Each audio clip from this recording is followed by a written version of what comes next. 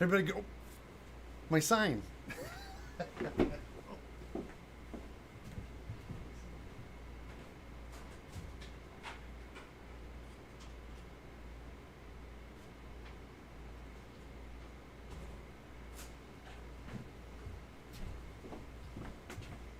What's the show without my sign? Oh, sorry.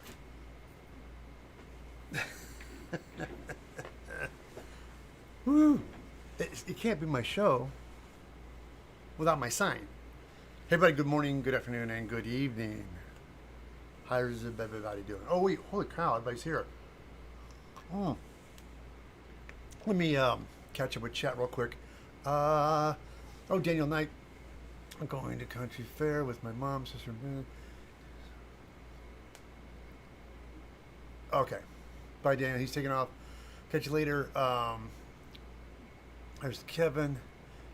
George, I always like to say, I'm experiencing a time zone confusion, and the stream is just running late. I'm running late. That's what it was.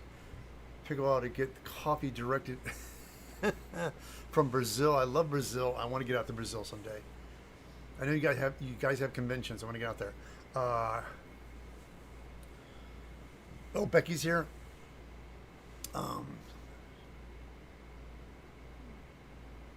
There's Jesse. There's Kathy.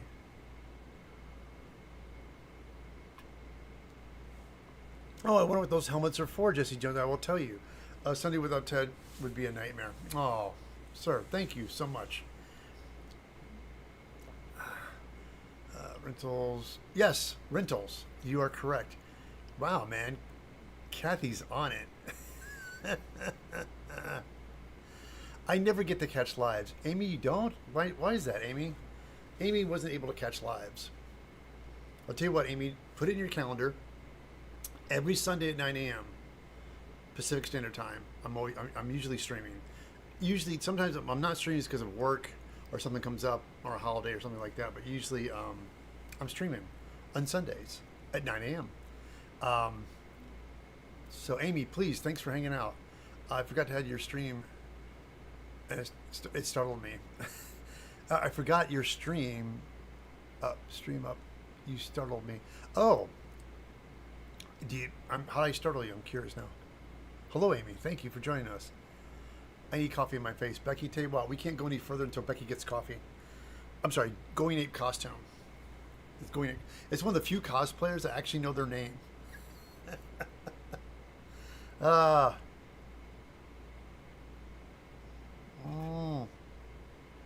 I'm usually at the market and cons selling my 3D printed gaming gear.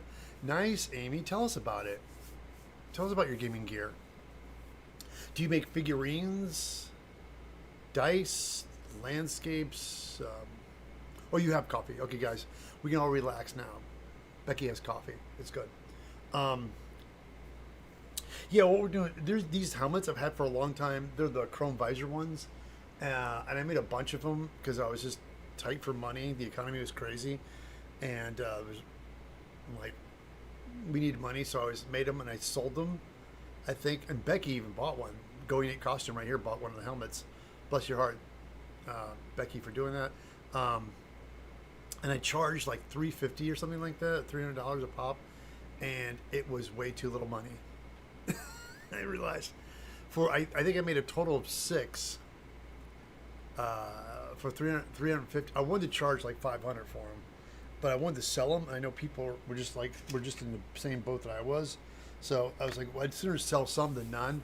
And so I dropped the price to $350, something like that, and I'll never do that again. It was so much work. Focus. Why is it not focusing? Focus. There it goes. I love Pepsi Wild Cherry and cream. Is that your coffee, Jesse? Hey, the John, the modifier. Hey guys, real quickly, the modifier's in chat. Yay! Modifier is my dear friend from Chicago, who, if it wasn't for him, we would not even have my monster eggs. My monster eggs that I'm making. We talked about it ages ago, and he picked an egg. He designed the egg. I knew the size. We just discussed the size and the shape we want to make, and he figured out the pattern. Sent it to me. Instead of doing a prototype, I thought it would just videotape me making it, so I could show people how to put this egg together. And it's been a blast. Oh, Amy says controller holders, dice towers, accessories for board games, and CCGs, and a few cosplay props. Fantastic, Amy. Where are you located, Amy? Where you at?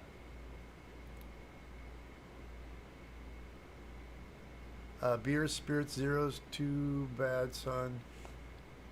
Is going here, but Ted's brightness all day. Tell you what, guys, real quickly. You want to see one of the eggs? Hold on. It's huge. Oh, and by the way, John, the eggs, I love it. They're so. At first, I was building like, well, are these going to be big enough? When I put them all together, like, oh crap, they're big.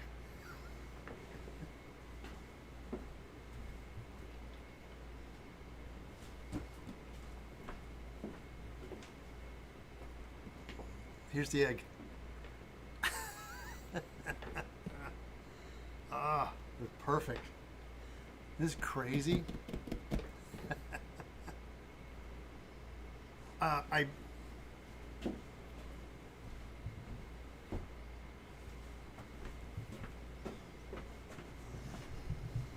They look amazing, John. People are gonna love it. What I'm gonna do is I have a couple. I meant to do it yesterday. I got so busy, doing the. Which John understands. We have family and stuff, and the ladies make us do things. So, I was going to send you some notes on the patterns and things I did to them.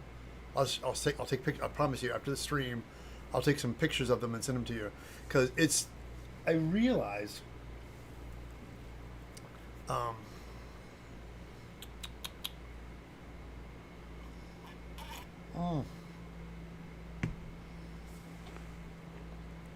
Amy said, "Oh, Space Coast of Florida, fantastic. Okay, you're not that far.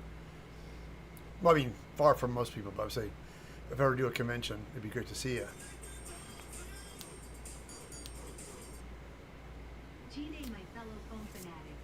104 months learning the craft from the Earl of EVA, the Baron of Barge, the Master of Making, the King of Crafting, the Bob Ross of Foam, our very good friend, Mr. eviltedsmith. Again, guys, that is my dear friend from Australia. That is the infamous Tyrannus cosplay. Tyrannus, I apologize because I was walking around the shop and I found your box that was supposed to mail to you ages ago. I'm like, oh crap, there it is. I've been running around crazy. I have your box, so I'm going to mail it Monday. I have it out on my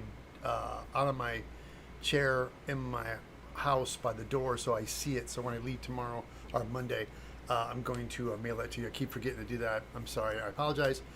He won a gun. I do giveaways on my streams. As a matter of fact, we're going to do that again today. We're going to do some giveaways. I have my 8x10s,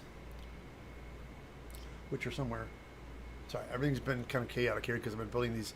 When you do projects, my shop's relatively decent size, but doing something as big as these eggs, I end up making 2 of them. Because I want to make 2, and then I realized something. Ooh, hey, and that is the small. Oh, really, John? We had a bigger one. Because I know you and I talked back and forth about it, like, because I think we decided that the one would be almost too big, because you'd have to compensate for squeezing onto a pattern. Like John, I think what we agreed on is perfect because it is a good size. I mean, granted, you could go bigger, like the movie Alien. They're like almost waist high, but I think this side's perfect because it's actually the same size as they are in that TV show Alien Earth. That's about the size of the eggs. They're about the same size as those, which works out perfectly. John's like, oh yeah.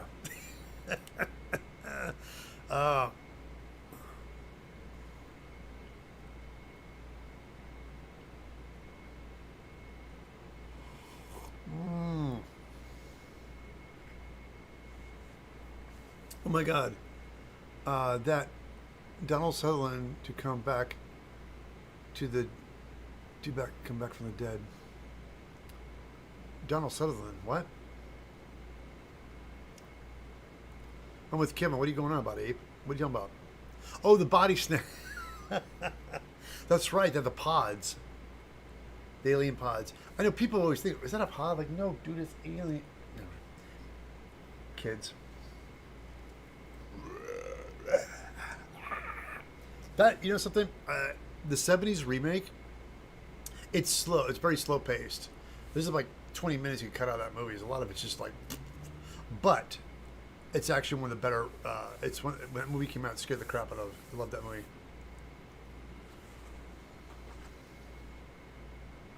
Oh, quickly, guys. I made a fun little TikTok today, which I'll post later on video. But in Australia, the local candy they have out there are called Tim Tams. This is the stuff you get in Australia. I got this from Kearley, and you can do a thing called a Tim Tam Slam. I'll show you real quick here. Well, you take a Tim Tam like this, you bite off the corner, and you bite off the other corner, and then you stick this in your coffee and you use it like a straw.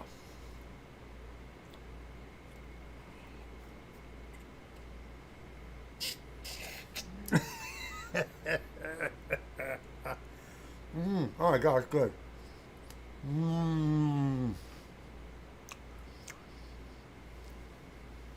Yeah. The 70 existential crisis. You're right, Becky. You nailed it. Oh my god. All right. What we're going to do today, we're going to try to do some painting. We might. I'd do some masking. So let's talk about what we're going to do today. These helmets.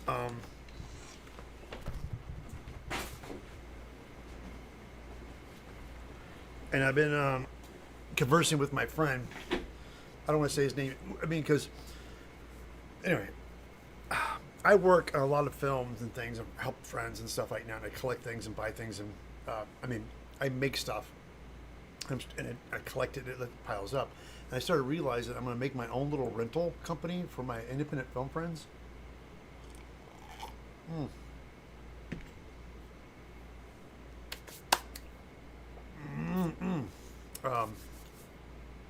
So I have a bunch of stuff I'm building, and I know I have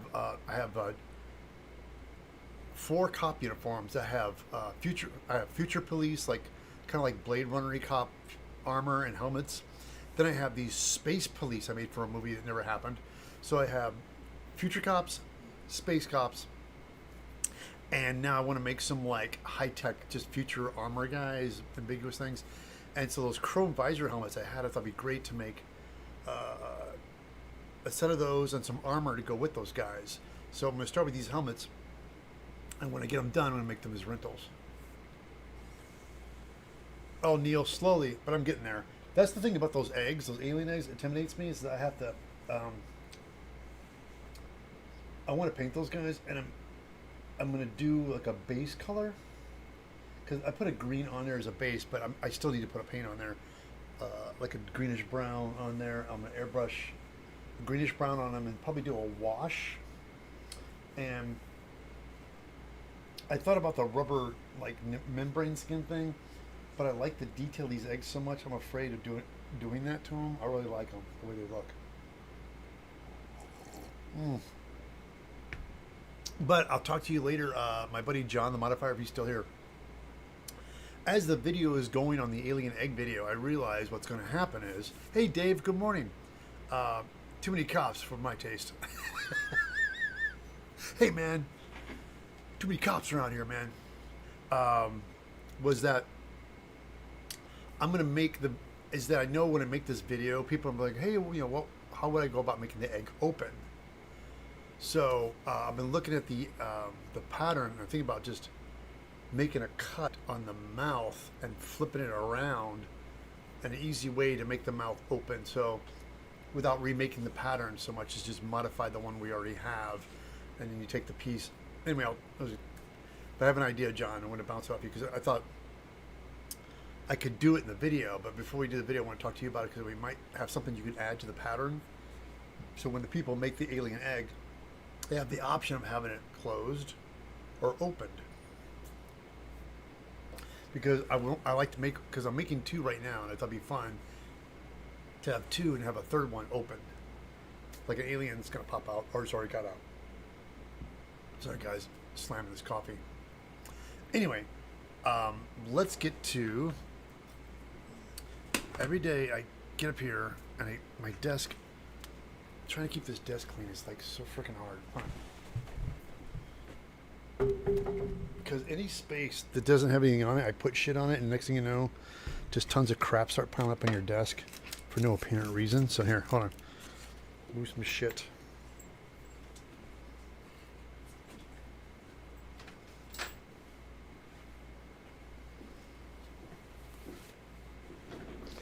And the fun thing with latex that people don't know is you can actually pigment the latex with acrylic paint and get that stuff going.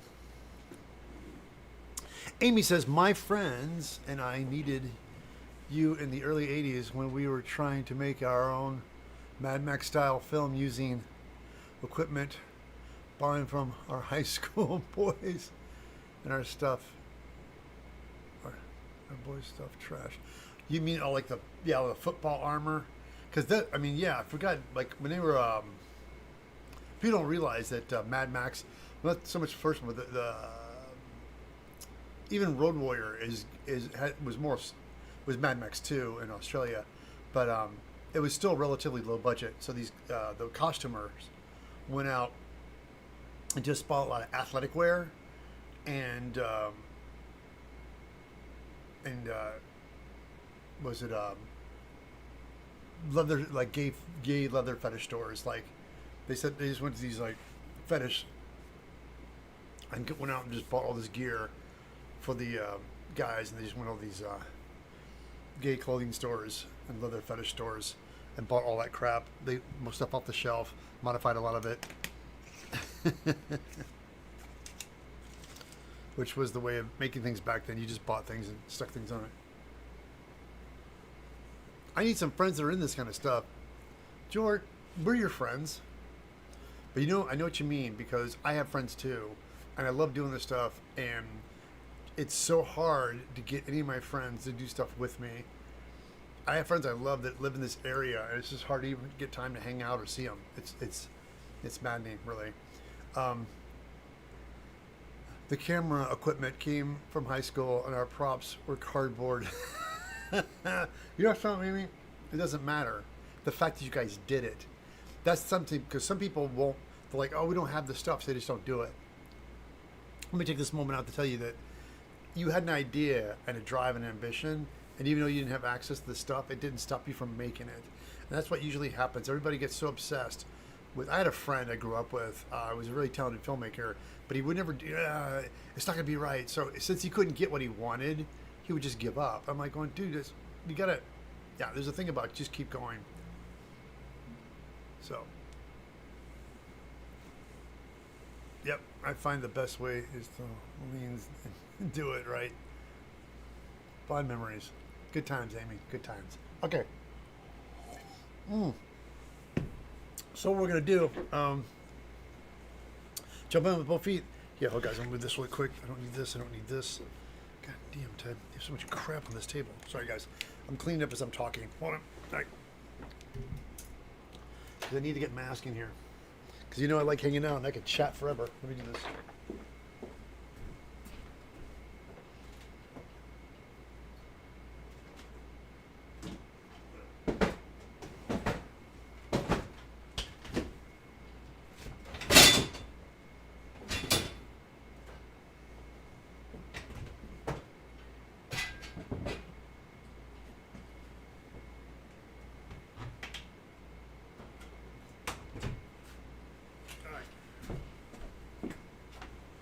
So I have these helmets. I think I call them marine helmets. This is my pattern. I sell it on my website, and it's one of my favorite ones. And I painted it with some Rust-Oleum flat black on the face shield. And so what I could do is I could mask off to keep this underbase color black and keep these guys metallic. So it's going to be a pain in the butt, but I show you. Let's flip over here real quick. Go to overhead. Oops, sorry. Spit the mess.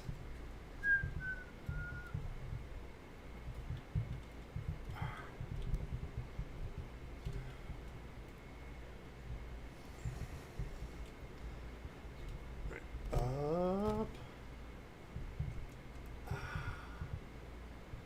Right.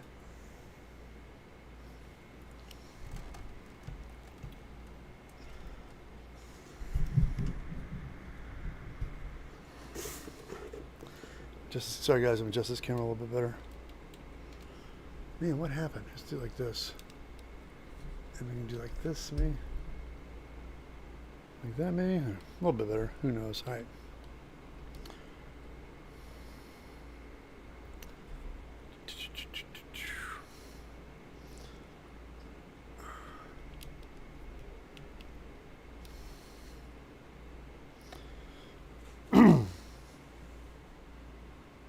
Interesting stories. I went to the prop shop in Los Angeles today at the Peterson Museum. They were doing an auction on these classic Star Wars, well, let me rephrase that, classic movie props. They had everything there from Barbarella's gun, Men in Black, and they had, of course, Darth Vader's lightsaber. And what it was about this particular lightsaber was the stunt one with this metal rod that was mounted inside of it, and it would slide on this like fiberglass rod with this like reflective tape on it for all the fight scenes for Star Wars. And I think it ended up selling for $350,000 or something like that. Yeah, because it was Darth Vader's lightsaber, but it was the real deal, and like it was on a display case, and people were just like eyeballing it. But I was just like amazed. Yeah, Becky, I think we can find it online somewhere. But it was the prop store had it, and it was I wouldn't just.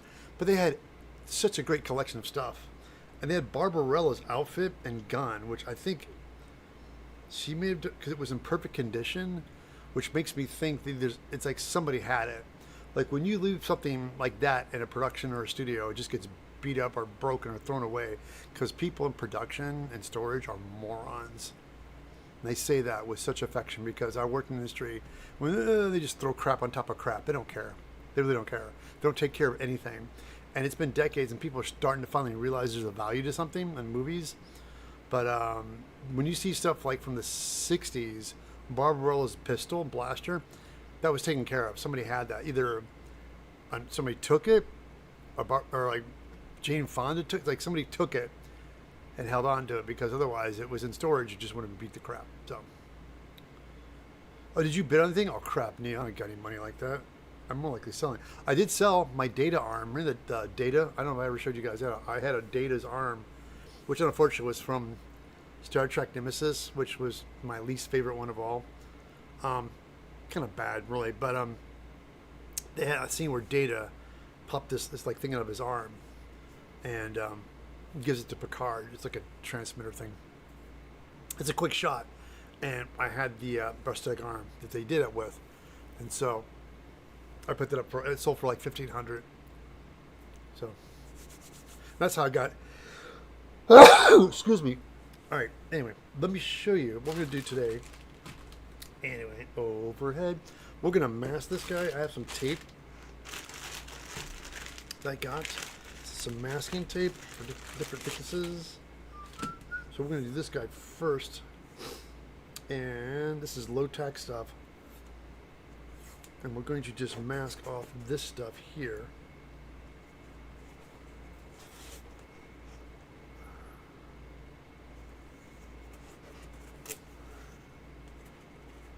On the edge, because I want this to stay black. And so, just like this.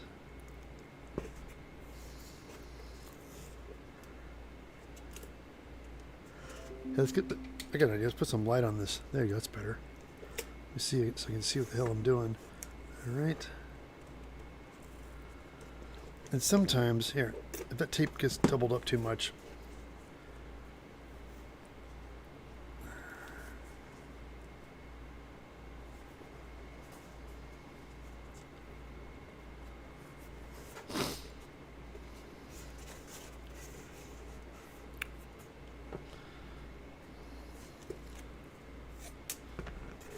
right.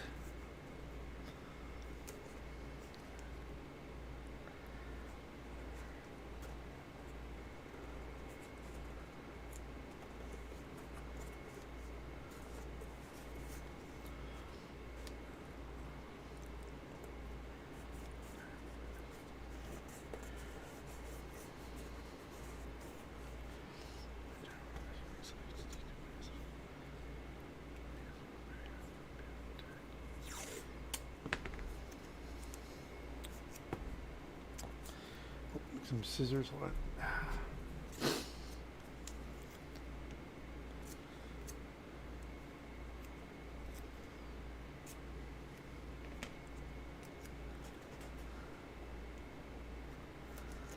Right like that.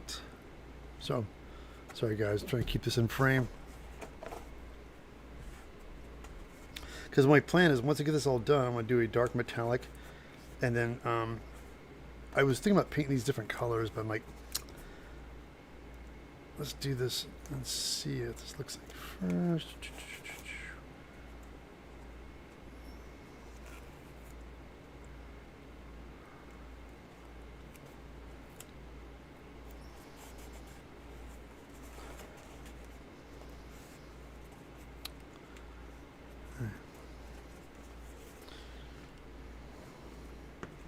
All right, so now I like this too, so we're gonna get a thinner tape.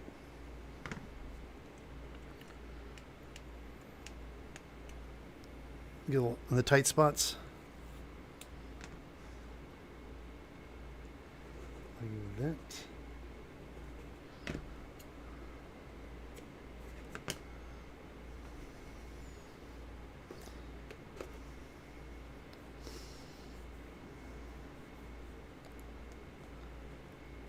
It is a pain in the butt to mask, but the end results are always the best.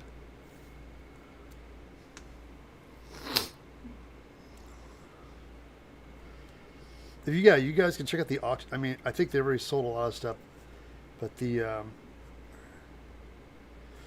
but what was cool is they had them on display at the Peterson Museum. So if you wanted to come and see them, you could look at them. They had all these nice little videotapes. They would do like little talk about the items that they're auctioning and stuff. But yeah, it was pretty insane the amount of stuff that they had. And I do, in the beginning, I did have kind of a love-hate relationship with the prop stores, because these guys would take stuff, you know, I would get paid what I got paid for, and then it becomes iconic, and then it goes for a lot more than what it cost to make it, because it just became on film and became iconic. The one thing they had that was really interesting was they had the neuralizer from Men in Black, and it was huge, and you're looking at like, why is it so big? And it turned out because for all the machine and lighting stuff they had to have happen on the screen, they couldn't get that into something that small back then. So they made an oversized one for the close-up shots of it, of the numbers and things. So it was very clever.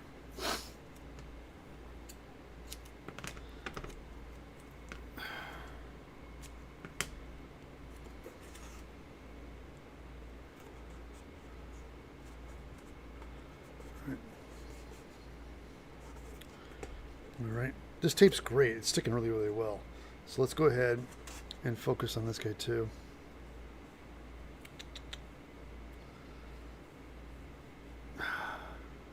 I have this dark metallic, but I'm wondering if I have something like a Rust-Oleum color I liked.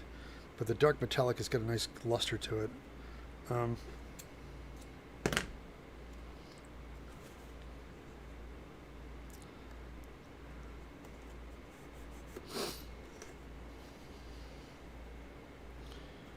Let's see. All right.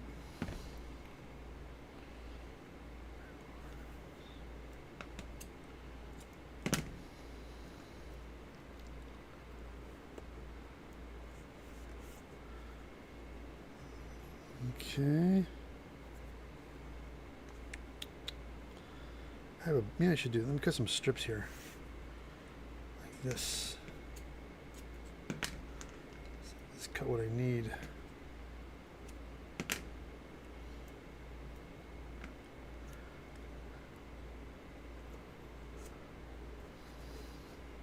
Now this particular, the flat black I have is the Rust-Oleum 2X flat black. And that stuff is great, especially when it's dry.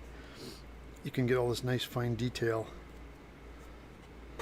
and put masking tape right on it and without any fear of it pulling off because it's really strong. And this is one thing about painting that people have to realize, that when you're painting something, your first coat, before you mask on top of it, it's good to have it dry, completely dry. And also use low tack tape designed just strictly for masking. Now generally masking tape itself is garbage, but so you have to look for the better qualities of masking tape. Tamiya is one of my favorite, and frog tape. So frog tape is another great one. I got these bunch of thin pieces of tape from I think, is it frog tape? I don't know the company. I think it's frog tape. I gotta look into it maybe. I'm sorry guys, I should do some better research on that before I start streaming. But anyway,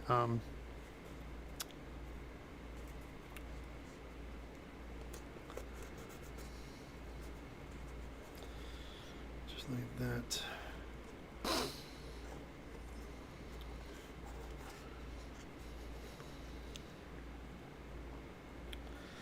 And I want to mask, because originally my plan was to paint this all and paint this separately, like a different color, but I'm realizing I might just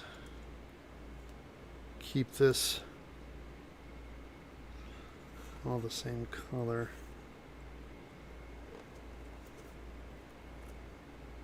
This tape I do not believe stretches, so there's some tapes you can get that kind of like pinstriping tape. Hold on, let me see if I might have some pinstriping tape. This stretches, guys. Hold on for a second.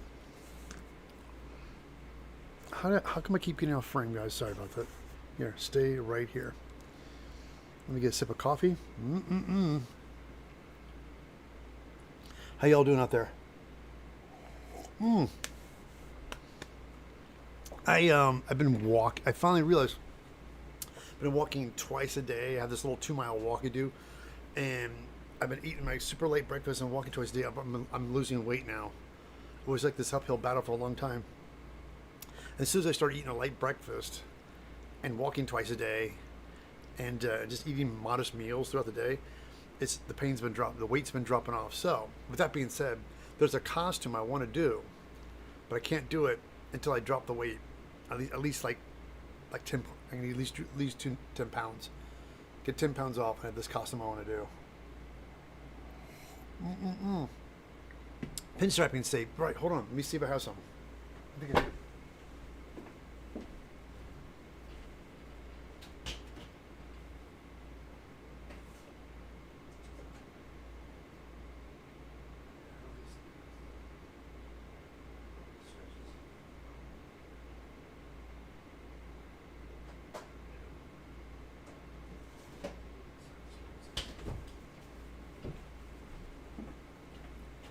No, I was mistaken. I thought it's the same tape like this. It's paper tape. So I'm just going to go and just stop moaning about it and just mask it. Let's use a bigger piece of tape here because I'm realizing, here. I'm just going to mask the whole thing because I want to, I have to protect this lip up here too. So let's do this whole thing like this.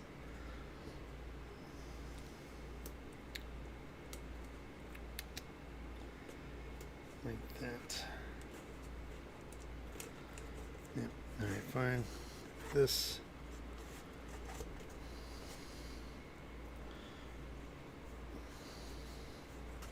Wow, this is very time consuming, guys. I'm sorry.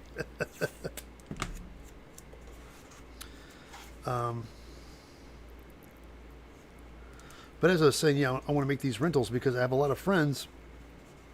They're always making movies and low budget films and things. People go, hey, do you have this? Do you have that? I'm like, hey guys, I don't have an arsenal of stuff. I have certain things. And I realize, if I just pulled stuff down, organized it all, find out what I had, fix things up, and do like a rental. But I have an idea with a friend of mine, and he has a facility and a place and a business, and I was going to pitch to him and said, let's do a rental. Like, you still have your shop, and we'll call it something else. I mean, I don't know if he wants to call it the name of his shop and with the rentals, but we could do it as an affiliate or call it something separate. But anyway,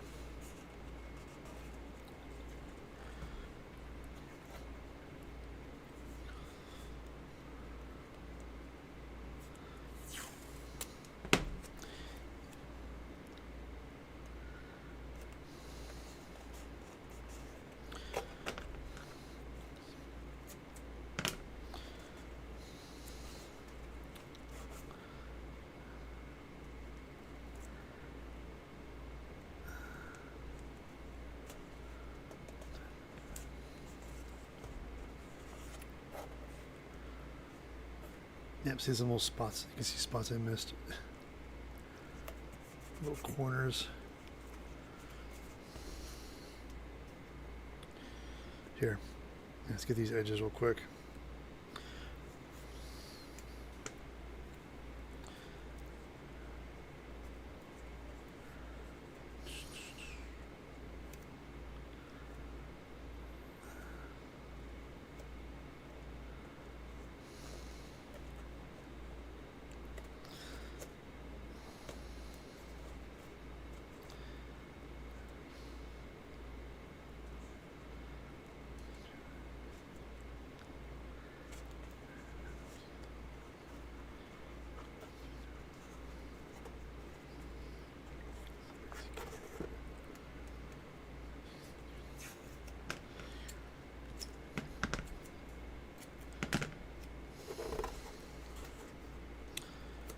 All right. Wow. Hold on. Like that. I see still a little spot right there. Hold on. There's things you don't realize unless you paint it, it pops. But I have this metallic I want to put. When you're painting anything metallic, it's always good to have a black base underneath it. It really makes it pop.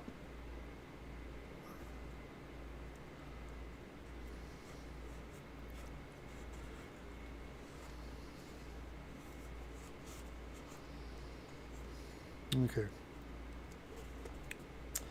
Now, as I get two, is that the perfect width? There's these guys right here. This might just fit. Are they the same size? Maybe. This is where I don't want to get lazy. I want to have these guys blocked out too. Ah, perfect.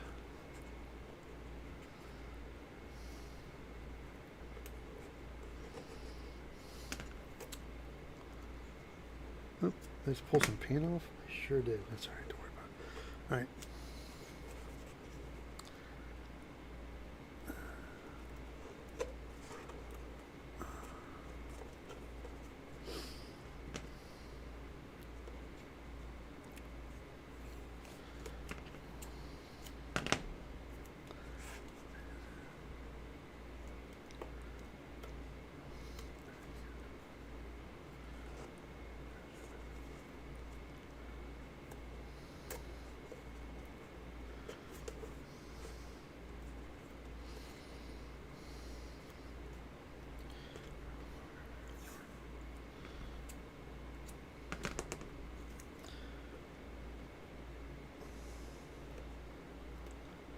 Oh, perfect. Okay, wait.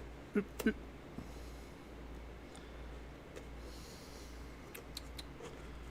There you go. Got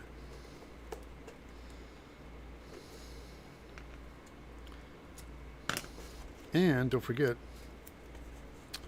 the bottom edge. There's some black paint's coming off, but luckily what's under here is black anyway.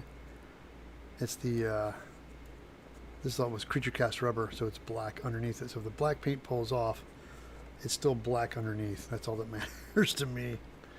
Let's use a wider piece of tape here.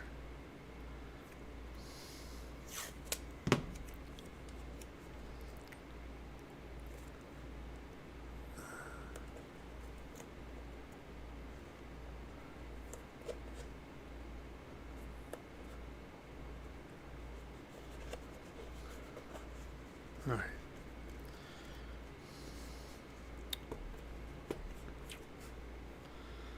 Okay.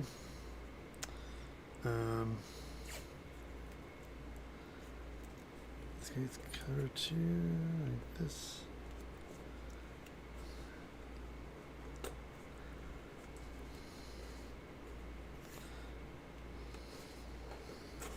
Now the thing is too, I want to have to mask all this stuff up as well. I have some wider strips of frog tape I'll use, but I just want all the detail work. You just want to get these guys first, and you cover the rest with masking.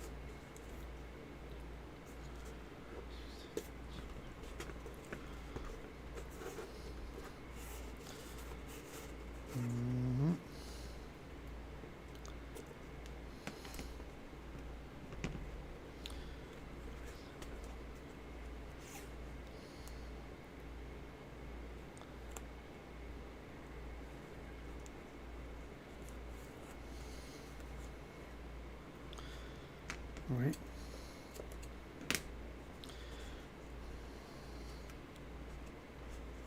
I'm thinking about making these guys maybe a different color. I might just mask this off and leave these, having these a different color. Or leave them as part of the masking. Who knows? Anyway. Oh, man. This is... Now I realize why I put this off as long as I did. Because this is a pain in the ass. It's like, oh, that's why I didn't paint these. Because it takes time. Hey everybody, really quickly, hi. Just catch up with chat really quickly, guys. I'm sitting here masking, realize I'm live streaming, and I should just talk to you people. How you guys doing? Look at the little hell driver, great typical space helmet design. That's it should take that's, like an old Russian. You know, it's funny when the Soviet Union fell apart. There was a magazine.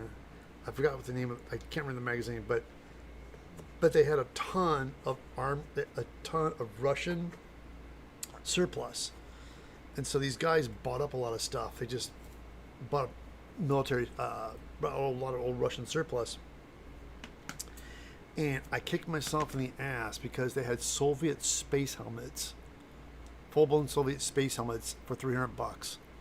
And I was just like, wait, what? And you could buy, and it stuck with me forever because I was like, man, like that's so badass. And like, but I was young, and $300 at the time was a lot of money for me back then. And well, don't get me wrong, it's still a lot of money now, but I wasn't married, you know. But I just didn't have that kind of money to spend on something that would like. It's one of those things when you were that age where, if you did that, it would just catch up to you later. Like, oh crap, like I got to pay this bill, or you know, there's the water bill and the gas bill and electricity and rent and food, and you're just like, man, so $300. But the fact was that there was a lot of them, and the Soviet Union fell, so they grabbed them as surplus. And they were selling it cheap. So I know a lot of the like Global Effects, or this effects house here in Los Angeles, they swooped in and bought a lot of that stuff for down the, you know, different movies and sci-fi stuff, just buying Russian spacesuits and space helmets and just modifying them, because I can always spot it in movies now these days.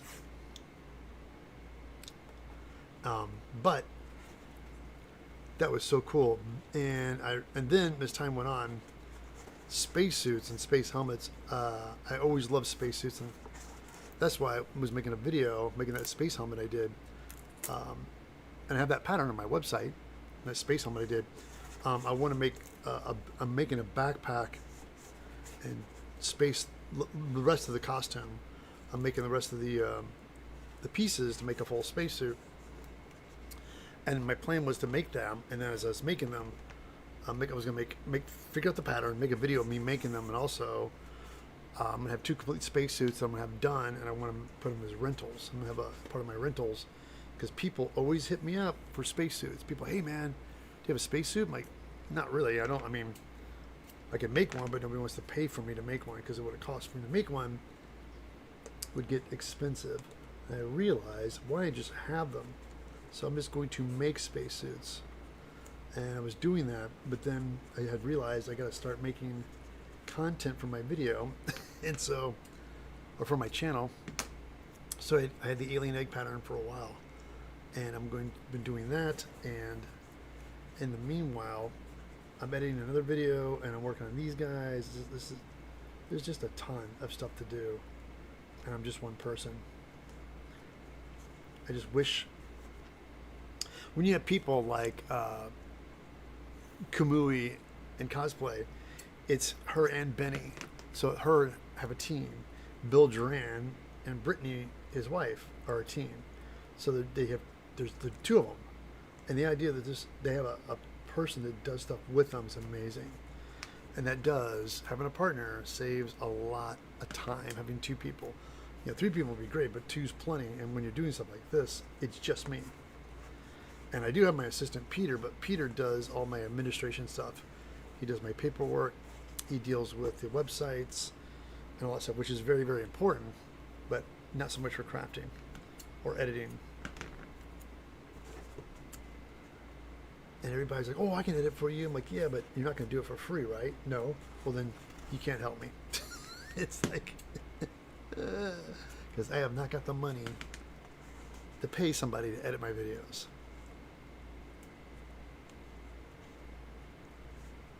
But I do have one that's almost done. All right. Good God, guys. This is going to take a while. I might be able to just get one done today and put some paint on it.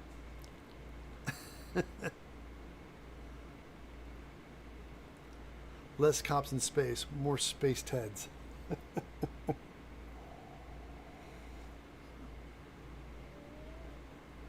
Rob says, what's the cost of making a spacesuit? I don't know. I know what it costs me. Here's the thing, Rob. It's your time. So me making a spacesuit doesn't cost me anything because I'm making it, but my time costs something. And that's why I figured I'm not going to charge myself anything. I'm just going to charge myself the materials. So I have the helmets. I have both the helmets done, the shoulder pieces. I have the backpacks done. I need to make the chest piece, and then I'm going to make belts. I'm going to make these space belts with pockets in them, and I'm going to make knee pads. I'm sorry, elbow pads and knee pads, and cast them in rubber and make rubber, like really durable strong ones, because I'm making them so they can last forever. So I'm going to make these foam pieces, then cast them and make them out of slip cast rubber, and then have them sewn to the spacesuits. So there's these old reds. I see some orange spacesuits that are you can buy. Hey, Kevin, thank you so much. Again, with your continuous support. Who doesn't need space, right? Spacesuits in space. But once it's done, I think for me personally, it's a couple $100. I think the spacesuits will probably end up costing me in materials about $3. I think both of them all together. Both suits together, I think would probably roughly cost me like about $400 in materials. 300, maybe 350, 400. I think about $400 for both suits to get them done. I mean, to build, and then once they're done, I can rent them. And the thing is, it's just they're rubber and they're lightweight. They'll take a beating better, hopefully, because I think sometimes when things are rigid, people have a tendency to like scratch them and break them. But let me see here, guys.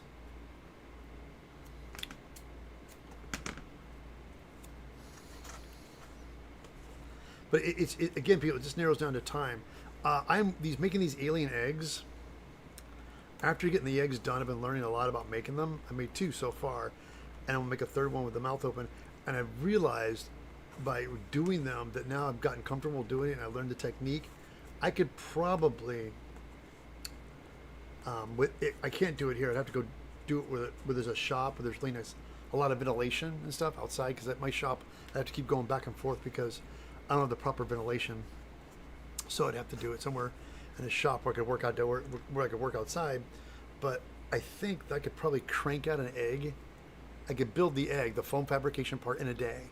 Like if I get all the pieces, cut it, boom, boom, boom, boom, boom, and then spray, put the glue on them, put them together, do the upholstery foam, let that dry, and then do the spray glues. Yeah, I could probably build an alien egg in a day. But I have to get up early and do the whole day. Like I could probably get a whole egg done in a day. Could probably knock it out in a day. So with that being said, my plan is once I get the how I'm gonna figure out how to do the mouth open, I'm gonna take all my patterns and run over to my buddy's shop and say, hey, can I just build this thing in your shop for a day? I'll be in and out of your hair in a day, just like, because I want to knock it out, but I want to make it I don't know, take up all the space in my shop, but I could do it really, really quick. And then once I get that done, because my plan is when I paint these eggs, I want to paint them all at the same time so they all match. I want to I just think it's better when you're painting stuff to have it all.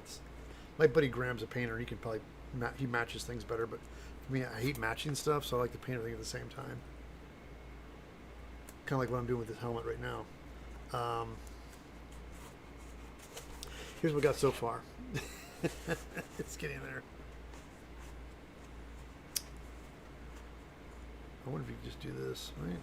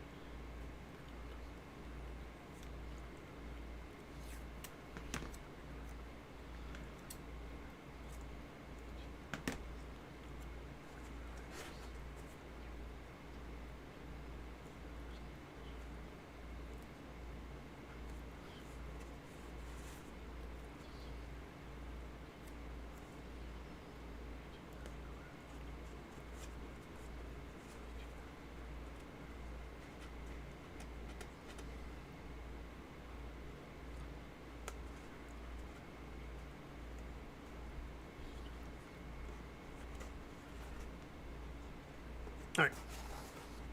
I'm really here. Actually, I got something really quick. I look at this tape and I say, now this is exposed, but the edges are rough. So instead of, I'm going to take an X-Acto blade, sorry, a craft knife. I might be still like this. Just cut into the tape itself.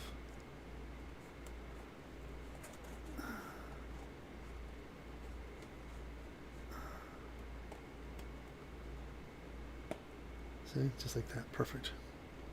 So yeah, that'll be cool. Kill two birds with one stone and paint these guys as well. And again, it helps if your craft knife is nice and sharp, like a brand new blade like this one has.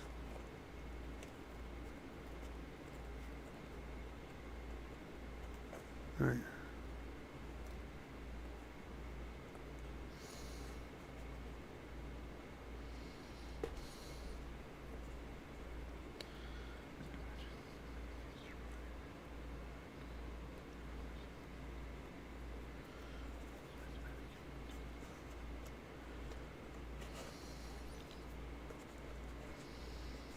Okay.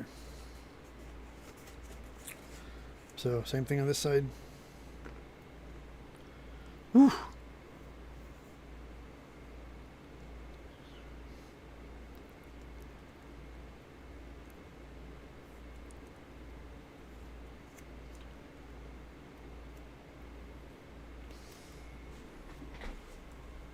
You know what's funny about people about bidding? There's a great video I have. I think it might be on my website.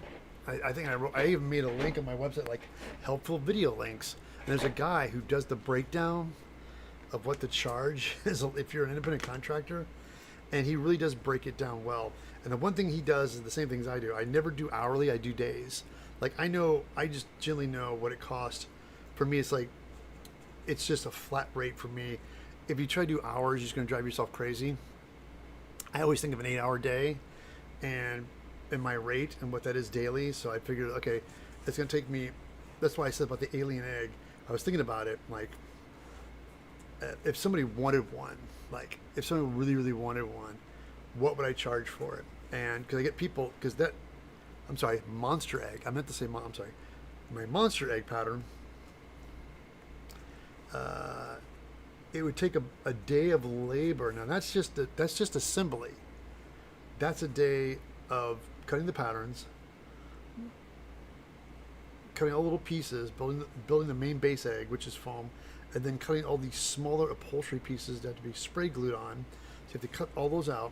Then you have to spray glue, let the glue dry, then stick them on, and then once that's stuck on there, then you have to go back over with 77 to seal the foam. Do that, let that dry, then you spray your foam fast spray stuff, and then let that get sticky and let that dry for a while. And then after all that, then you brush rubber on it.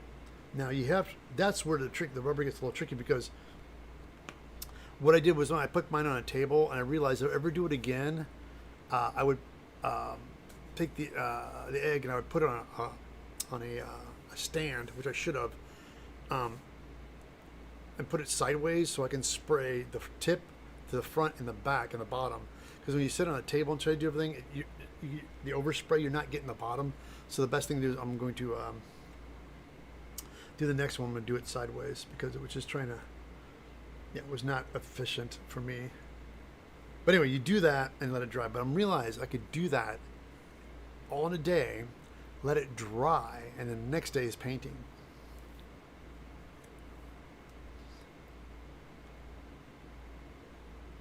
Oh, how long is it? It's funny because painter's tape, it shouldn't make any difference. I always try to do this particular tape on it. You could probably leave for a while. The problem with the painter's tape is it's not. It will. The painter's tape. The longer you leave it on, it's not that it'll paint off. It'll just demask. Because the particular tape I'm using right now, if you leave it long enough, it'll just start coming apart. It's holding, but it's only holding for now because it's low tack. So the low tack stuff is low tack. If you leave it for a period of time, it's just going to start lifting up. If there's any tension on the tape, the tension will pull the tape and peel it back up. So when I mask everything, I mask it and paint it that day. I don't like masking. It's just not a good habit to get into. I'll mask it and paint it later. Mask it and paint it. Don't, yeah, get her done, as they would say. But yeah, I would totally. All right. But yeah, just I find the tape that I use, it's low tack, and it's great. See, put this stuff. The biggest problem I used to have when we'd work at the prop house is that the turnaround schedules were insane. So we had to come up with all these techniques and miracle ways of masking, because we would paint stuff, and they want it on the same day you're painting it. They want it done, but you're like, I have to mask this thing like 3 times. There's different things I have to paint. Like, not, we don't care, get it done. So you're trying to mask wet paint. So you're hit with a heat gun and a hair dryer, doing it between things and then masking and not pushing the tape too hard. And then that's when I learned the whole thing about plastic wrap, masking things with this, but you have to be careful with it, not too much tension on it. It's because it was low tack. Yeah, constantly. So the one thing, the stress level at that prop house is you're painting stuff, and dude, give it a day to dry, people. Tell me, it's like, why do we, and the thing is, what it was, most of the times the reason we were rushing is because the prop masters, they didn't plan ahead, and all of a sudden stuff would pop up like, ugh, and their problem became our problem, which I think that was the biggest mistake that we made at the prop house. Was that's their problem, not ours. And every time we solved it for them, they would just, do they learn from it? Nope. Because we deliver. So the only way that they're going to get burned if they don't get it. And if they don't get it, it makes them learn that, hey, maybe I should plan ahead next time. But they don't. We just keep giving it to them with no time. They're like, oh yeah, we am.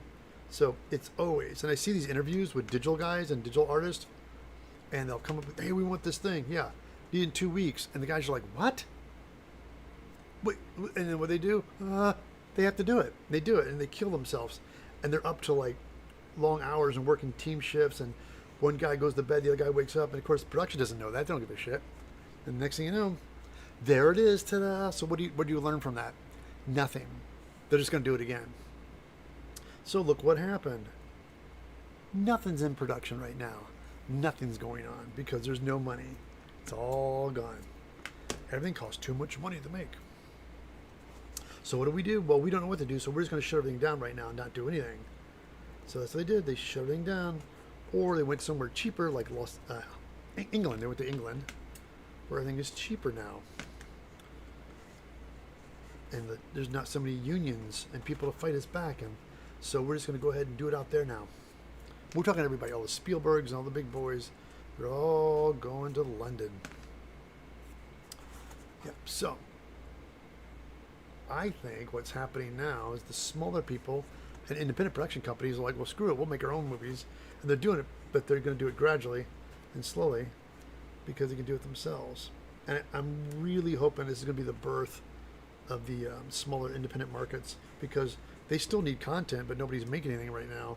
And these independent small films will be popping up with movies. So the time to make a movie is now. because the big boys can't seem to comprehend how to do it without. You don't need $200 million to make a movie. It's ridiculous. And a lot of it's because the named actors and executive producers that get big chunks of money for doing nothing. You got to wrap your heads around that, guys. They're producers, and they're not doing anything but having their name on a project, and they get a big fat paycheck for it. That's what's wrong with Hollywood. Well, I do things. What do you do, dude? Besides overcharge everything and have a monopoly and try to control. Because they apparently are the ones that get the money. So if you get those guys out of the picture, then and do independent films, you can do it yourselves. All right. Yeah, I'm on fire today, ain't I? Oh, yeah, Sean says, it's just not film production that people, yeah, again, Sean, I always tell my friends and my family, there's two types of people in the world. There's makers and non-makers, and that's it for me, really. That's simple. There's people that understand what it takes to make something and people that don't. And it's always the people that don't are the ones with the money. And they're like, hey, man, I want to buy this. And you're like, hey, what? How much? Huh? I'm like, dude, since I made these eggs, I've had 2 people reach out to me. Like, hey, man, I want to buy these eggs. I'm like, they're not for sale. I'll tell you what, though, I'm making these patterns available so that you can get the pattern on my website and you can download it, make it yourself. And apparently that they lose interest immediately because the fact of them doing something, like, they don't want to do it. And that's the thing. Makers and non-makers in this world, and that's who we are. And so my videos, everything I do is I try to cater to all the makers out there. And the people, see some stuff delaminating already because it didn't push down hard enough. But yeah, it's always been like that. So the videos and stuff, I get people that write to me like, and I can tell by the questions they ask, they're true makers. There's people that want, like, I can always tell by when people are asking me something if they're makers or non-makers. So, but I was going to tell you a story. I was on tour with Rob Zombie, and one of the guys in the band, I think it was Riggs, I was building stuff for them. I built stuff for Rob on the tour. So I built this giant robot costume and some things like that. And one of the guys said, hey, man, I want some boots. I'm like, well, we're on tour right now. I can't make anything. Like, he's like, you can't make me something? I'm like, dude, we're on tour. I have no tools. I don't have my box. I don't have my kit. I don't have anything in front of me, right? I can't really do anything right now. So he's like, well, I said, I can build you something when I get home. He's like, well, sure. So I started giving him some prices. He was just like, what? What do you mean, man? I could just go to Target and buy. I'm like, well, then go to Target and buy something. Just buy some shin protectors at Target for like $20. I'm like, yeah, and you get them for $20 because they're manufactured. There's hundreds of thousands of these shin guards, and they make so many of them that they're able to charge cheaper because they have so many of them, and that's how it works. I try to explain to them, like, that's how it works, man. Because if you make something by hand, you're getting a one-off, you're getting a one of a kind of thing, and that's where it gets expensive because you're getting handcrafted stuff. And that's where Etsy knows that too, and that's where people are complaining about that because they're apparently ripping off the artists because Etsy realized that they're a gold mine for all these creative people, and they started charging them more for it. And I kept telling people, don't get off Etsy and get your own website, people. Get somebody to set you up a store and a shop. It seems expensive in the beginning, but in the long run, you're going to save a lot of money. Because that's how I do mine. I got everything set up and do everything through PayPal. And I don't deal with Etsy because of my own store. Yeah, the lack of understanding. Ooh. But anyway, guys, but yes, creativity, and I just love, that is the whole purpose when I started my YouTube channel. Is I just really want to show people the power of making your own stuff. And apparently it's been working because I've met some great cosplayers that they were really inspired from me, and it was nice because I really liked their work, only to find out they watch my videos and learn how to do it. But they've taken it to a whole new, to me personally, I think they take it to a whole new level. So I'm like, oh crap. Well, I'm glad I got you started, but I think you're a phenomenal maker now than I am. So there's some people that just take it. Beverly Downing is one of my all-time favorites because she works in the medical field, and she cosplays and has a family, and she goes around and made this amazing book with her husband, and it is so well done.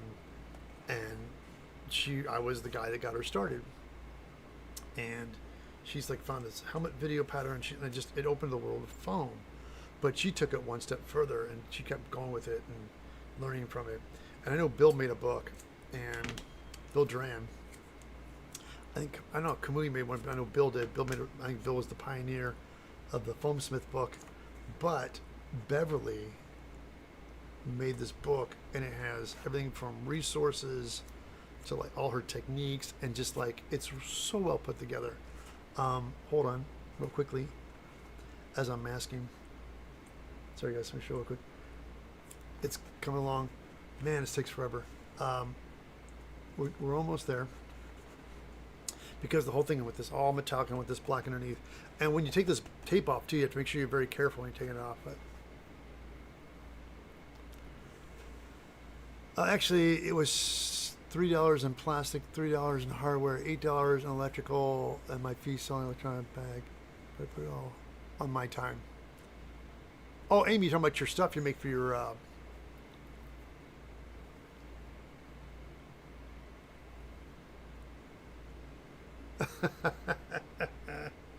that's another thing too. What I try to explain to people, that's another thing, that my rate, my price, the reason I charge what I charge is not just the hours, it's also my experience. And you're absolutely right.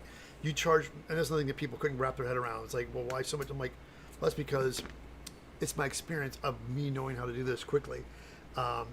You can give that pattern or that egg pattern to somebody else, and I can guarantee they would not be able to do it in a day. Because I know the techniques and what to do. So I'm like a couple steps ahead in building, like what I need to do, and it's your experience, like the glue, the time, the pressure, how much to push, like what, the materials you have to use, what to get, it's like there's all that stuff that comes in, and it all comes from just, you're right, experience and learning. And that's the thing that other people can't wrap their head around.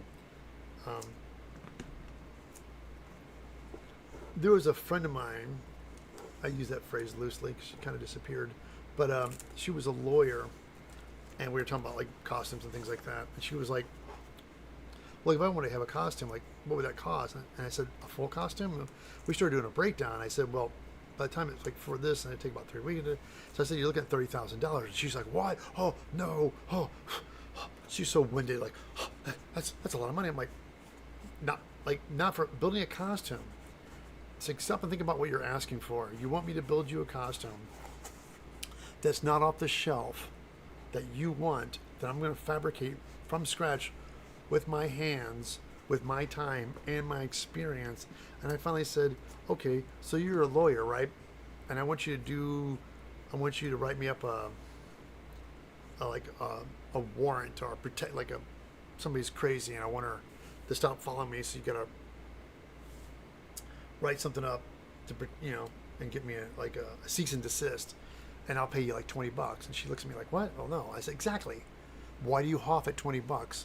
Like, you're a lawyer. What do? You sit down like this and do this with your computer for like 15, 20 minutes and then charge, so I'm going to charge you what I think your time is worth. So if you're sitting on your ass with a computer doing this for like an hour, then I'll pay you like $25. That's reasonable. $25 for an hour.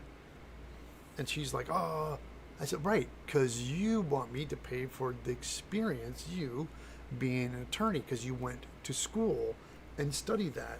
And that's why you charge what you charge. But just because I craft with my hands and you went to school for your talent, how's that any different?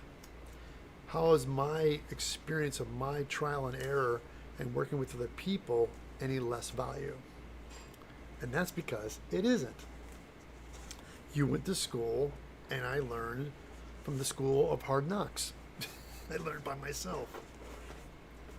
And that is why I'm at today.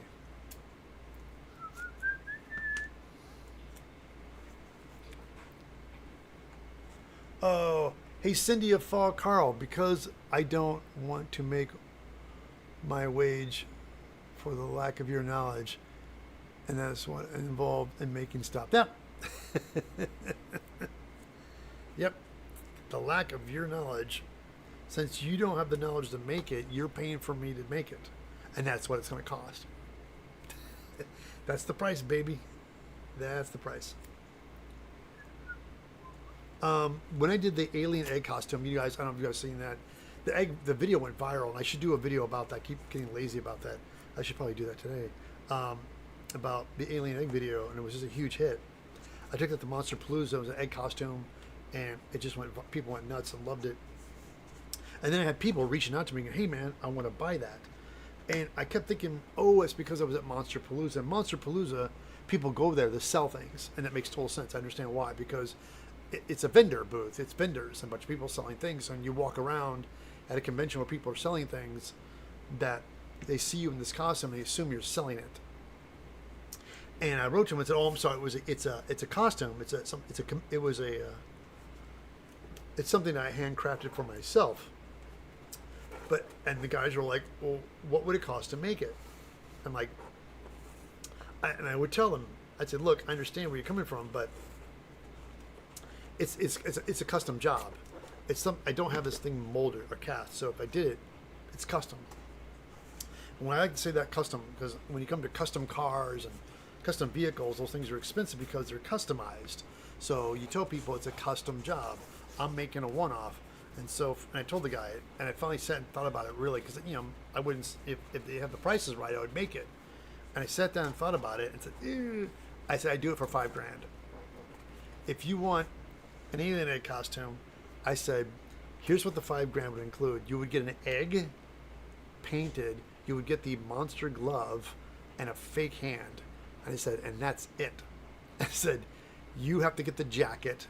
You still have to get the jacket, tear a hole in it, because I'm not going to deal with people in costume fitting, because that would go up even more." I said, "I'm just going to charge you for the stress of making the egg and the arm."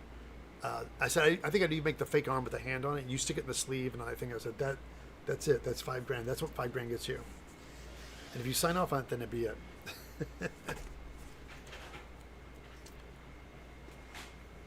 All right.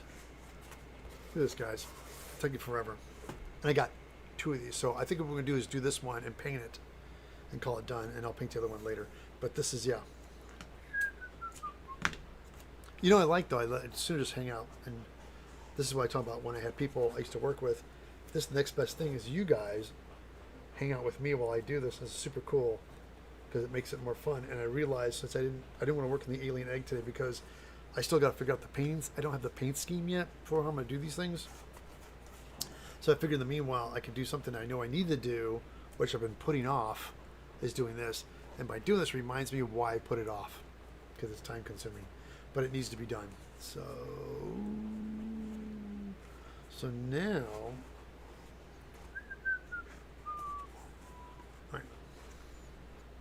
Yeah, let's do this with frog tape. We'll do the frog tape on the bottom. I have some wider pieces of tape for some areas, but I think I'm close. Oh yeah, I masked this. Let's mask this part. I gotta get this part behind the ear here real quick.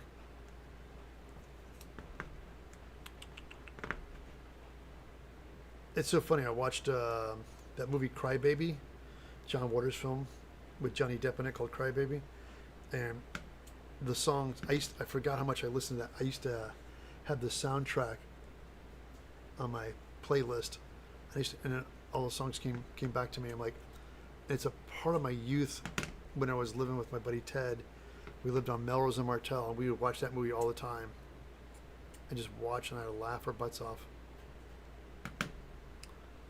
Because it was a very funny film. I'm trying to remember, was it was it Hairspray first and then Cry Baby, or I think he did Hairspray first.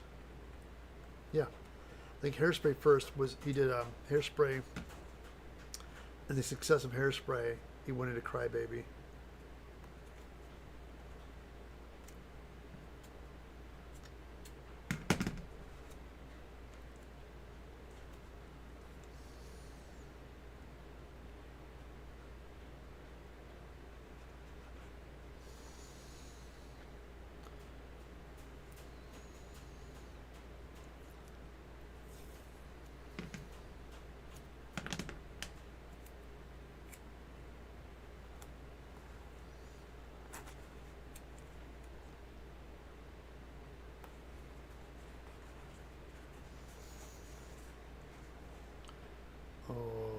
right. Okay, now let me get some frog tape over here.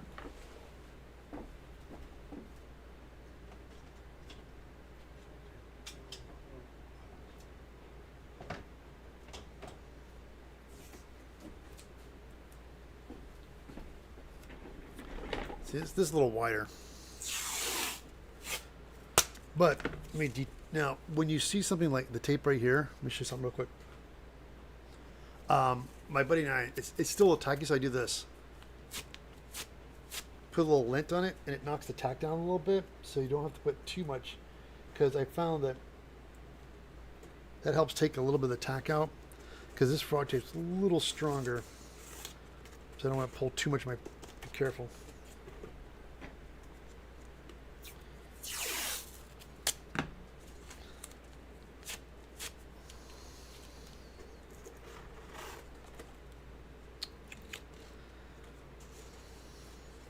Oops, sorry. Overhead.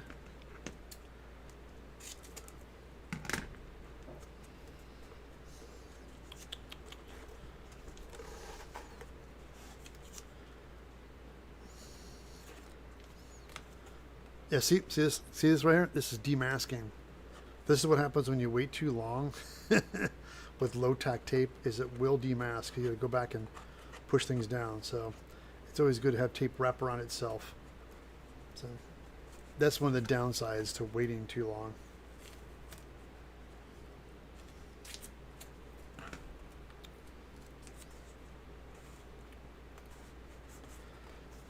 Oh, I need to, hold on.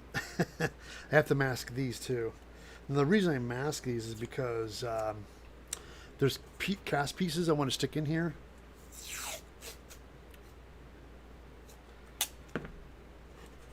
You know what I could do? Yeah, let me leave these alone because I'm realizing I'm going to have to go back here and scratch it all up to glue those things down, so I'm not going to worry about it. Yeah, just leave those be. Got this, got that, good. And hold on. Take this guy.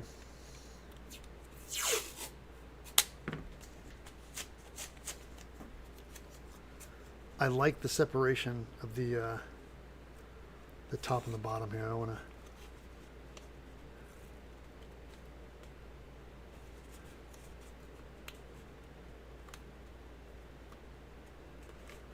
Now we'll be able to spray this with the spray booth because I'm going to be using this is a Platifex.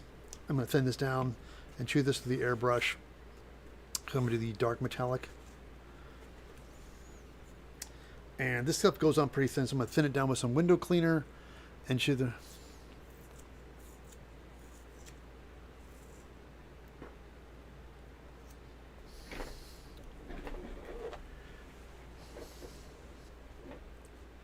Oh, hairspray. That's it. Hairspray was 98. Yeah, because I think they did that one first. Oh, 80, yeah, 88. Because, yeah, hairspray 88, it was.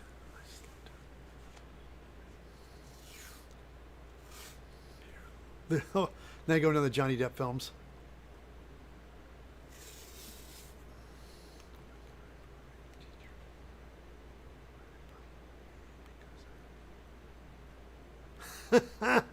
Oh, you knew who Divine was. God, that era. I don't know if you guys remember. This is it was big. Back in the, I think it was 80s. Or it was a Satanic Panic. I grew up in the Midwest, and D&D was becoming very popular, and every right-wing Christian group was fighting against it. Is just when you think back of the absurdity of and how big D&D is now, that people forget about that it was a huge thing of people like, what am I, Dungeons and Dragons and demons, it's just a gateway to hell, and I was a kid, it was the Satanic Panic, and it was everywhere. I lived in the Midwest, and we just laughed our asses off, but it had an impact everywhere. And so that was another big thing, Satanic Panic. Everything was a cult and devil everything had to be a cult and devil worshippers. It was just so fucking ridiculous. But yep, that was the Midwest, baby. the red state, St. Louis, Missouri. All right, in the 80s. All right, let me look this over. This looks good. And I'm not going to touch this one because we'll do that later. Rural Farm, Utah. Satanic Panic. Nope. No, they were not having rural in the middle of the apple orchards. Yes. We were in the growing pot. Jesus Christ. Just because of D&D. Oh, Amy says they pick it outside our local game store. They had to be discounted. Oh, we had to disconnect the guys. Pick it outside their place and had to disconnect their phone because of death threats. Jesus Christ. Isn't it funny that they're pro-God but anti-devil, so they're going to kill you? It's an oxymoron. Oh, the hypocrisy. Oh God, I love it. Nothing's changed, people. It's like blowing up abortion centers. Yeah, it makes sense. Mm-hmm.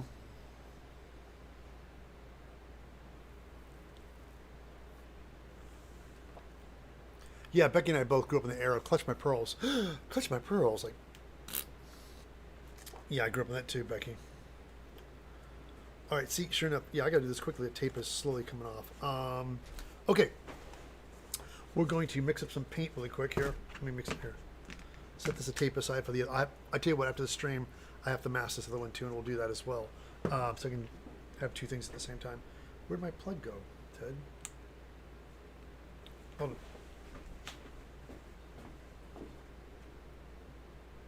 It's over here.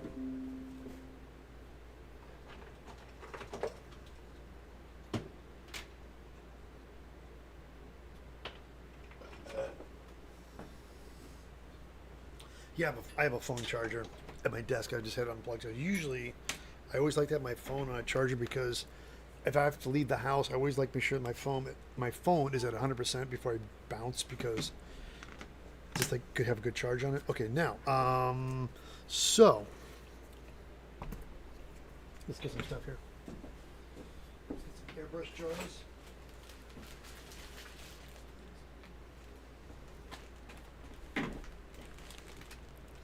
Oh my God. I know you guys, just seeing myself on video, it's great because I can already see the weight I've lost. It's exciting. I'm a man on a mission. Because there's a costume I want to do, but I want to be about at least 10 pounds lighter. Okay, here we go. I know people are saying, what's the cosplay, Ted? I'm not telling. I'm not telling. Not till that day comes. So simmer down. I want to keep something as a surprise. A lot of my friends, I think close friends, probably know what it is, but... Alright, anyway. Is it Cinderella? That's it, Becky. Nailed it. Nailed it. It's Cinderella. Man, Beck, I miss hanging out with you. Good times. Okay, here we go. Overhead. We got our cup. Ooh, man, I haven't used this one in a long time. Now, this is really, you guys can see, it's super, good God. Yeah, this thing, I've never,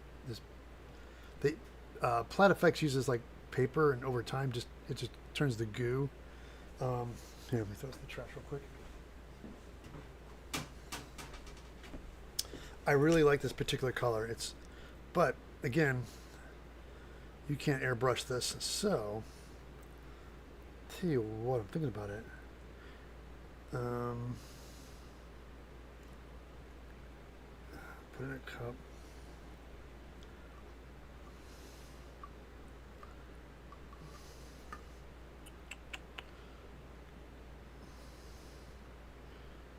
This stuff it's got a flexing, like it's got, good grief.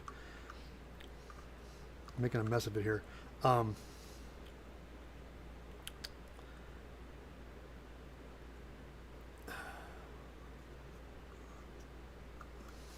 I got quite a bit in here.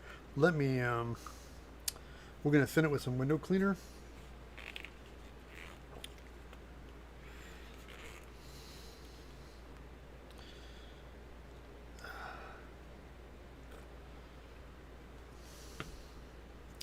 Tell you what, let me make some paper towel real quick here.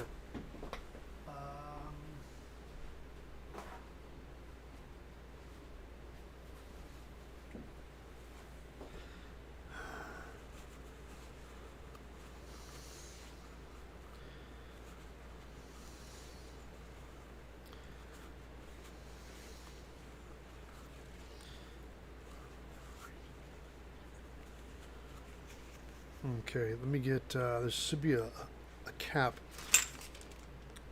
Just a lid. We found one with just a lid.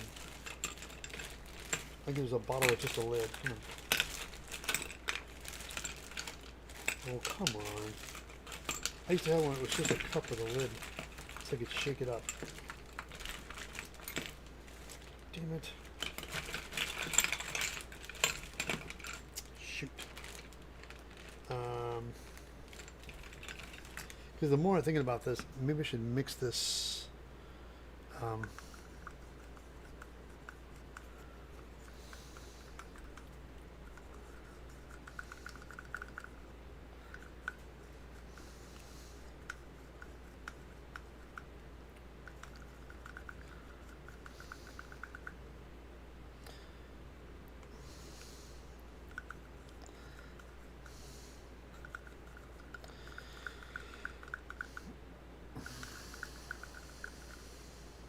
It's still pretty thick. Maybe thin this down just a little more.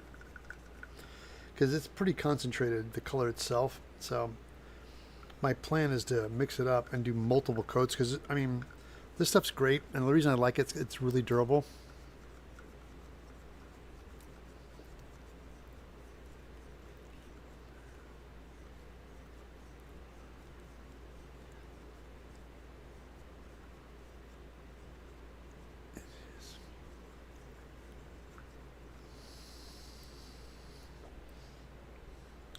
He lost weight in his feet? No, dude. I lost because of walking. A lot of walking. And, dude, you may not see it, but I do. Because I was there for a while, putting it on pretty heavy. And I went, that's enough. With a little help from my wife, who said, you know, you used to just do my breakfast consists of 2 poached eggs and a piece of toast. And I wouldn't eat again until noon. And in between there, I'd walk a lot. I'd walk in the morning and I'd walk in the evening, and lo and behold, like I'd get on the scale, like, wait, what? So, helped a lot.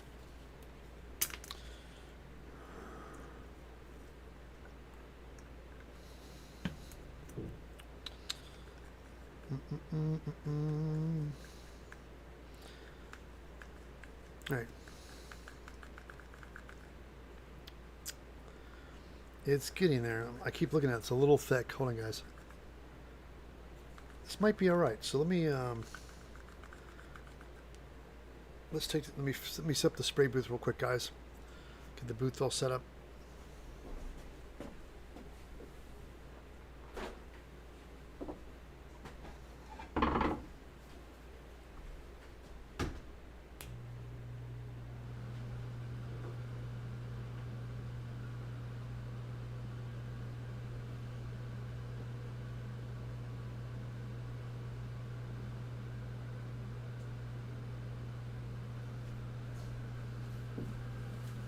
Let's check the spray booth. There we go. Put the head on it.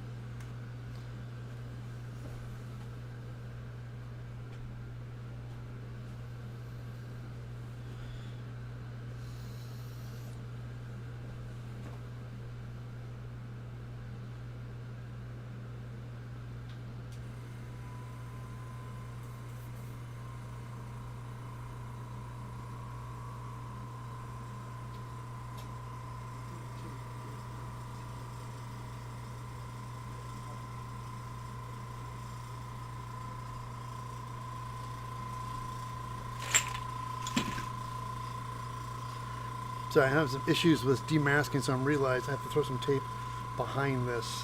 Wait, where's my tape? There you go. So I take the tape here and tape behind this because these guys keep coming up. So I'm like, knock it off.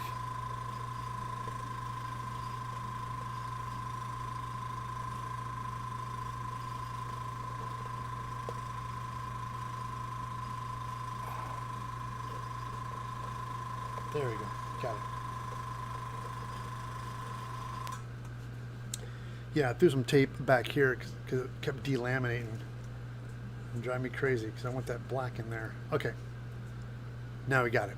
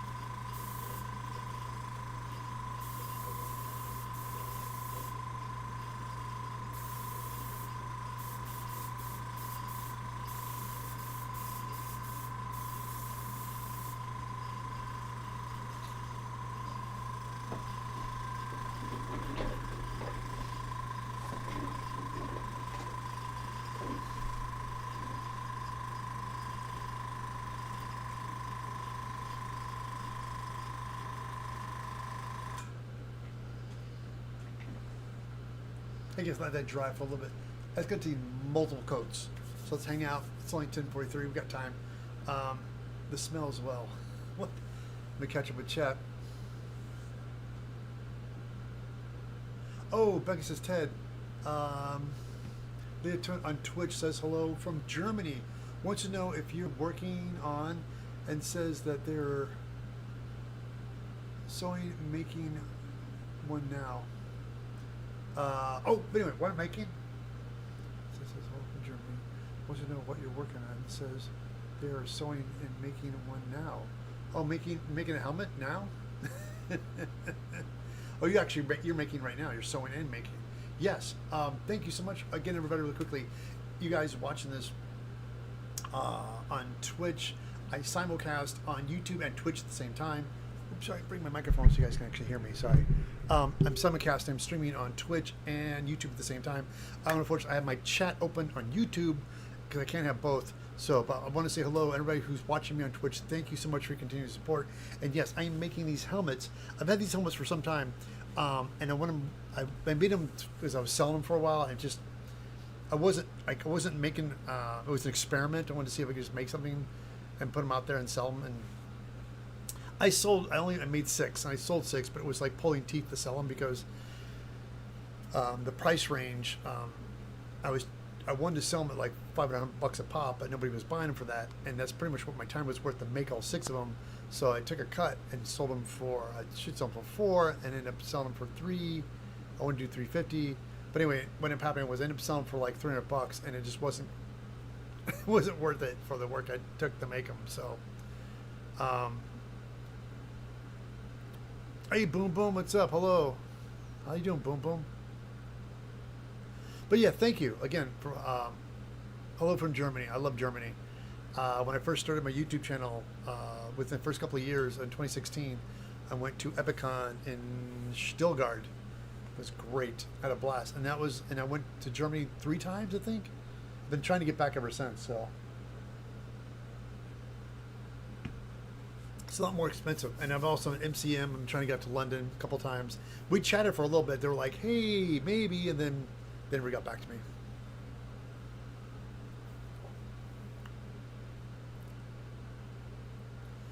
Oh, Deutschland. Hello, Deutschland. Thank you. I'd go there as well. I'm gonna go everywhere, guys. Please let them know you want me as a guest. People always like, "Hey, Ted, I would love you should come here." I'm like, "Don't tell me, tell them." I would love to go anywhere. Swiss, I like Germany a lot. Where you're from? Oh, that's like Sean's son is Deutschland. Yeah, we're doing multiple coats. It's really doing a weird thing underneath the paint. Yeah, let's do another coat real quick.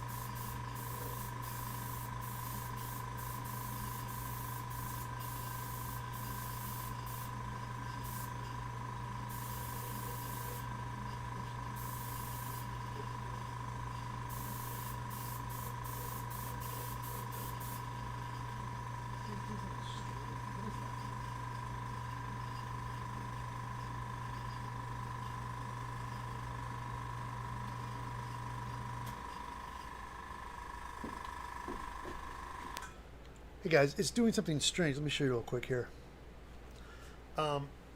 See the oxidation? See these spots? It happens almost immediately. I paint it, it dries, and then this comes up every time. And I've noticed this with creature cast rubber a lot, is that I'm wondering if I should have sealed it with something first. Because I'm painting strictly onto creature cast. Now I've noticed this doesn't do this when you have paint on, but this is a weird thing. It's doing this oxidation thing. Like I'll coat it, it dries, and it pops back up again. What is it doing? What is that? Here.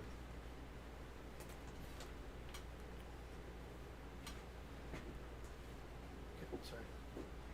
Hair dryer's tangled.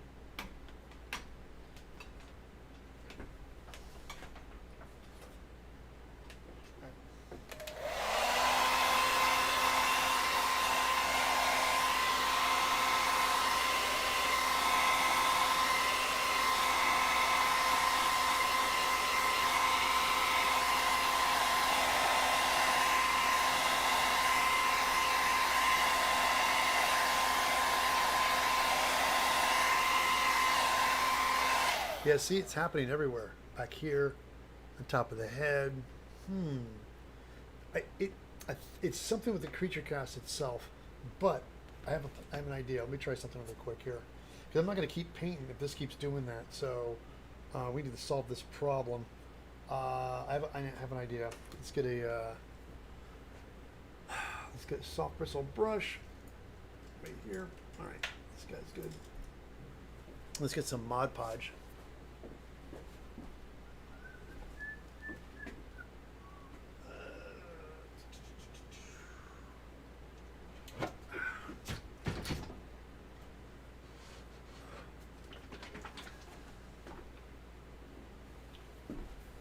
All right, guys. Thank you, Mod Podge, for sending this to me. This is Mod Podge Lackluster. Oh, I'm sorry, Gloss Luster Luster. So it must mean super luster. You know it's good because they say it twice. All right. Let me open this lid. Yeah, look at that. It's just oxidizing. It's changing the color, everything. What is going on? Wow. So here's my plan. Yeah, see, it's here. You can here. Hold on. You can see it in the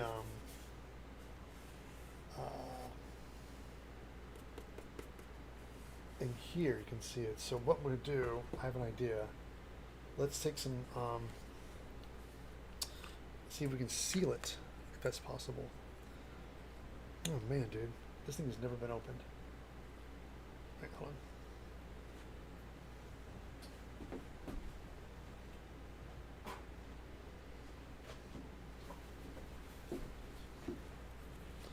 All right, we're gonna solve this problem. Here we go. This is not this guy. Sorry, this one.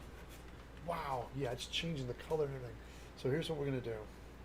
We're gonna focus on the spots where it's doing it the most. We're gonna put a little clear coat, a very thin coat of our gloss medium on here, because I think it's just something secreting underneath it. So we can seal it with this first.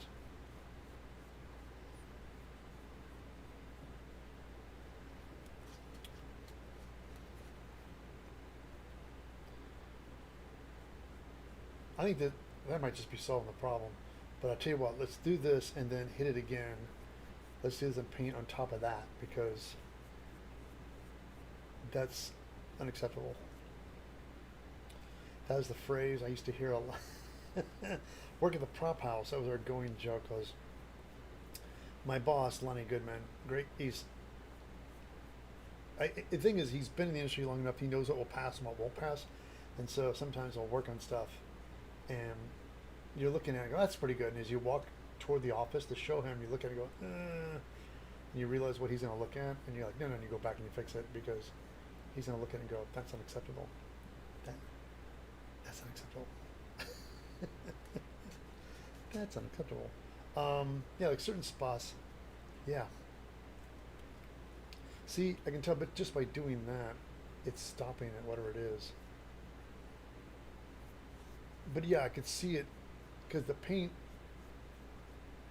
it's just, I think it was underneath here already, and it was just highlighting it. You could see it. So what I'll probably have to do is do this. I'll do the same thing the other one. I'll paint all the highlights on it first, and then put the paint on top of that.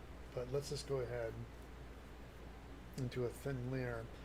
I discovered this trick when working. I had a costume. You guys remember my boar costume? I was making this boar costume I had for years, and I pulled it down. It was all, the paint job was kind of faded and rough, and so my whole plan was to repaint it. And when I put a little bit of a clear coat on it, all the paint job just popped up. So looked great. So I was like, that's what I'm gonna do. Just solve the problem by clear coating it. And yeah, I think it's already working on this too.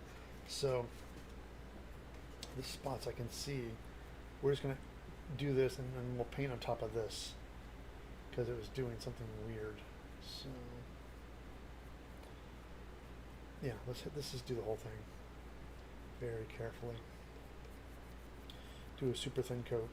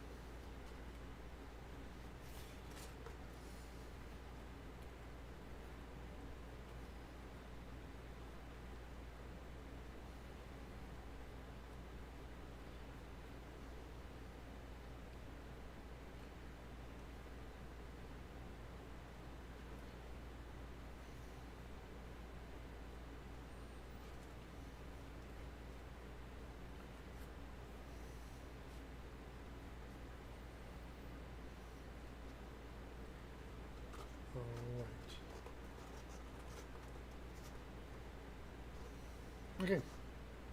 All right. I think that might do it. Let me hair dryer real quick.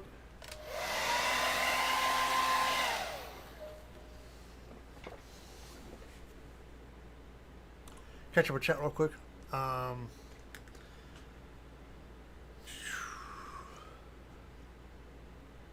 Yeah, it's Amy. You're right. It could be a million things. I noticed it was on there.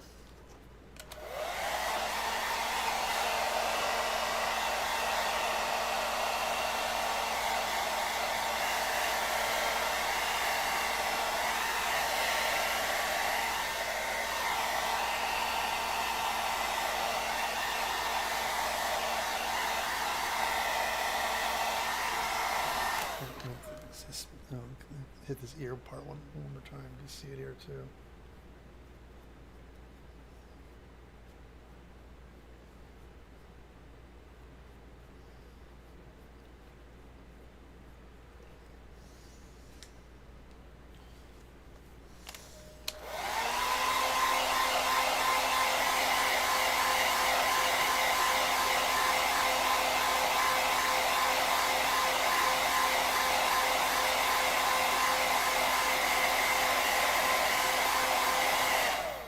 Oh, Eggs Benedict.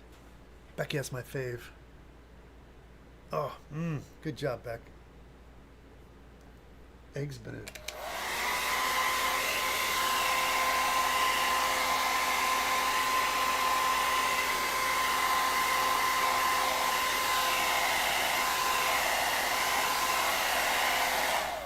This might be a thing I have to do every time we do creature cast something, put a little thin layer of Mod Podge on it first before painting, because I've had some of the things do that, but strictly with creature cast, just with creature cast mostly.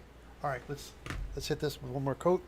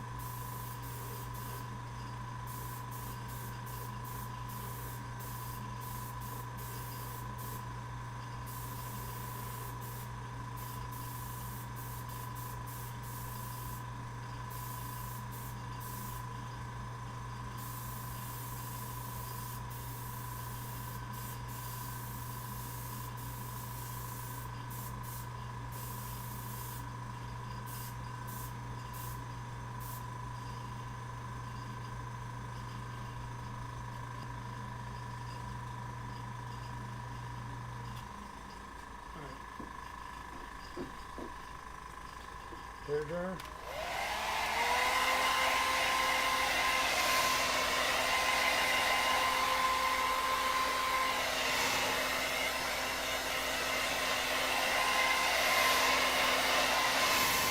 Yeah, I see some other spots in there too up here. See, get some guys up here. Hold on.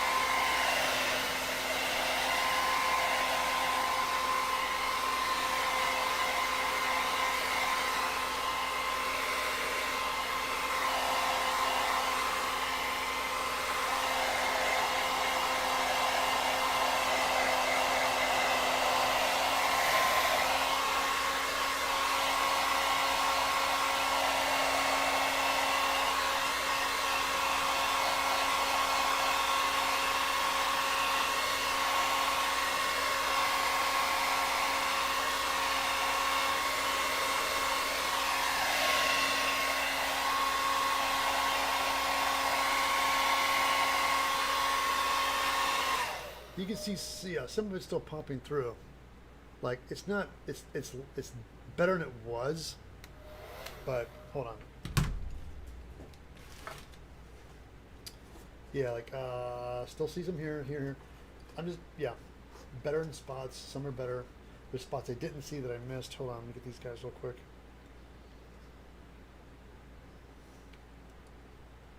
They're drawing you, yeah. Where I see them, I'm just gonna hit them. There's a bunch of little ones up here too. Man alive. I can, here.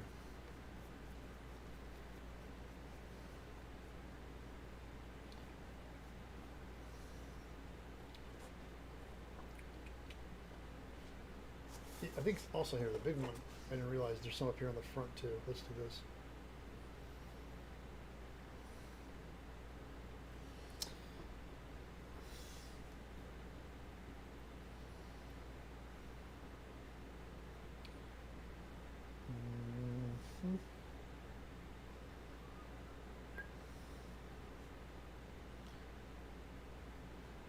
Careful, they don't put the clear on the masking tape. You don't need to make it difficult to take off, so. Yeah, oopsie, another spot right here.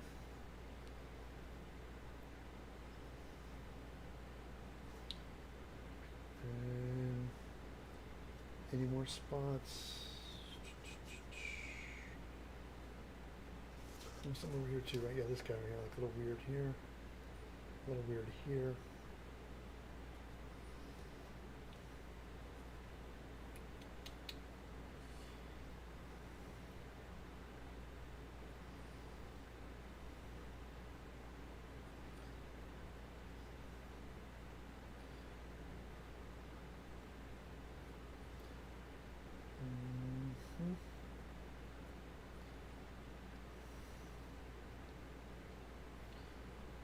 That.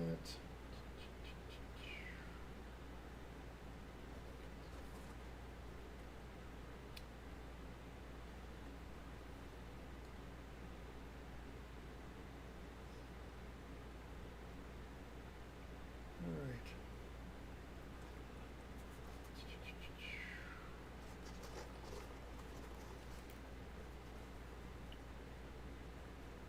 Okay. Hit that with a hairdryer.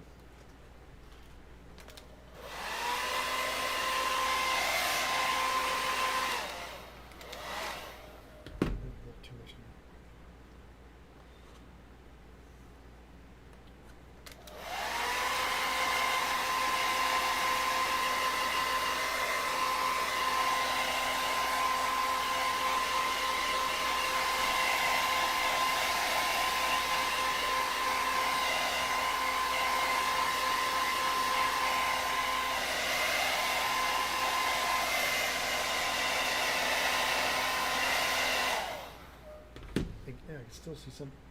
What is going on up here? Man alive, dude, you just cannot escape this stuff.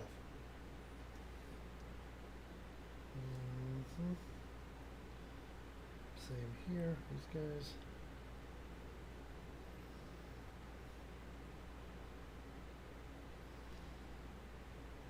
I'll tell you what, on the next one I do, I'm going to go ahead and mask it all and then paint it with the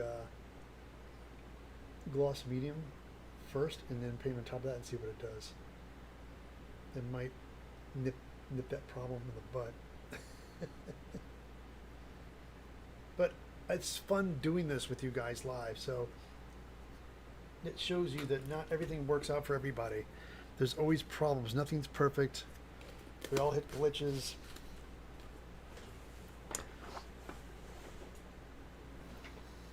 Because that's what I always want to let people know, that like nobody takes pictures and shows of their projects and the things they've done earlier because they're not that great.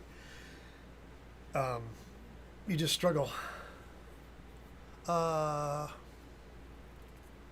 Really quickly, Becky says, Hermanity on Twitch says goodbye. Oh, bye. Thank you for hanging out. Appreciate that. Cooking some chicken breast pasta with 2 eggs, loading protein. Man, yeah, you can hit the gym. That's a meal.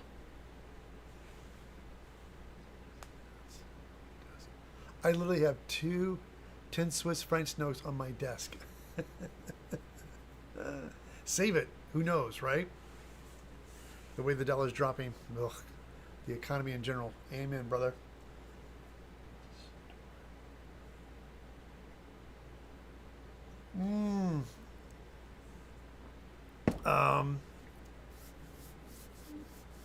Nobody brought politics. Don't worry about it. It's all good.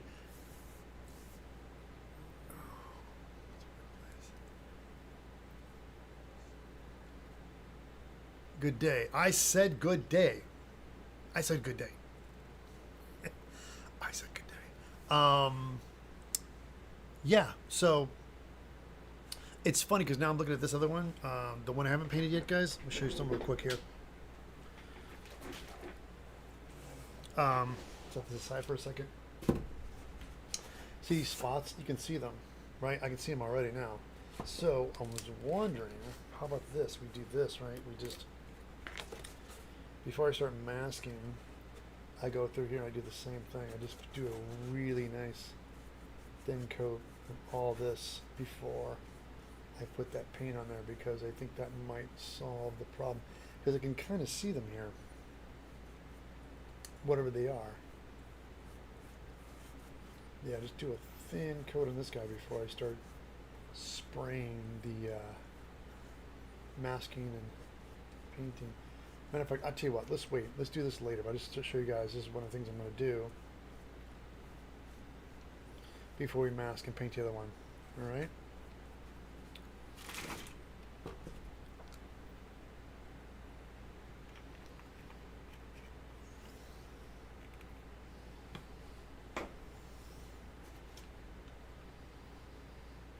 All right.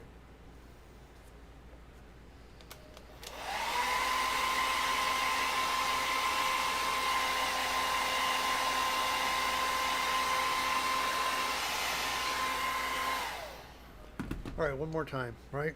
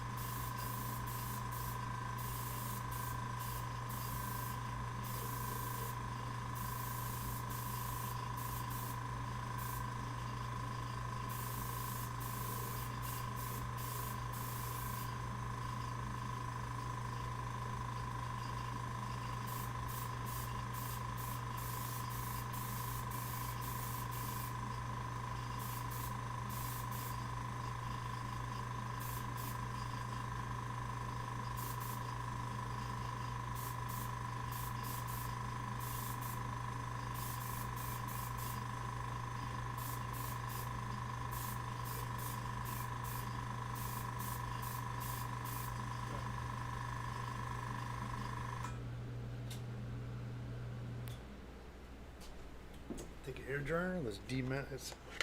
Let's dry this guy and demask it. All right. Oh crap, guys! It's 11:10. Yeah, I went a little over today, so let me get this done.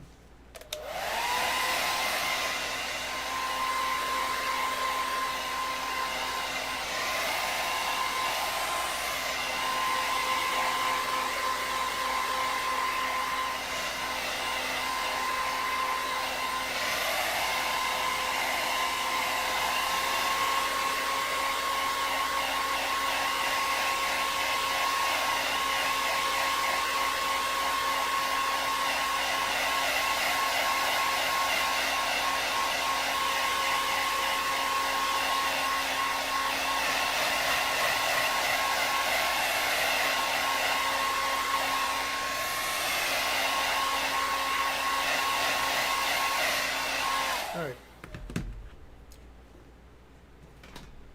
Bring this up a little higher for you guys. Let the demasking begin. Alright, very carefully removing this stuff. Alright, there we go. See, like you can see some of this, pulling some of the stuff on the underneath you there.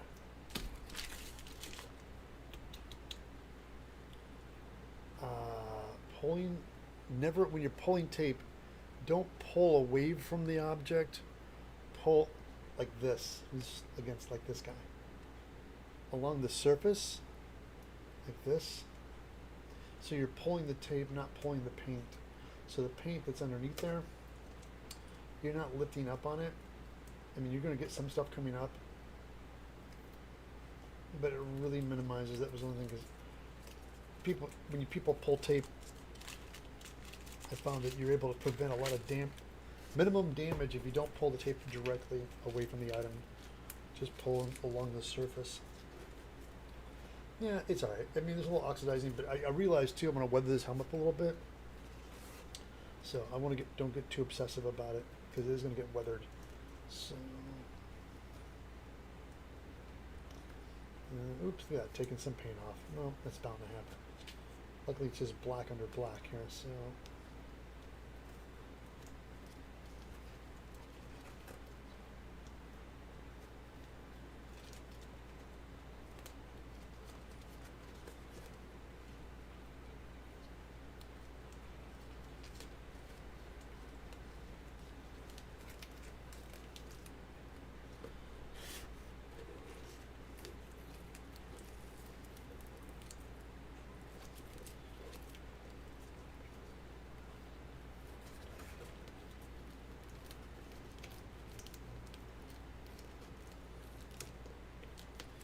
Oh, pull some. Jesus Christ. There's some stuff that lifted right off. There you go. Careful, Ted.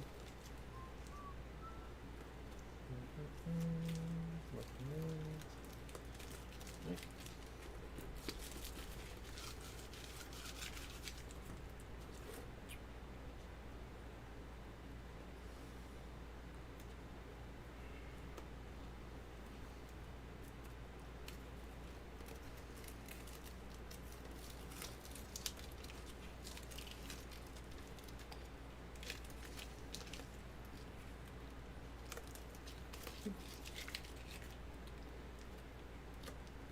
Yeah, that 2X, man, just peel up in some spots, but not too bad.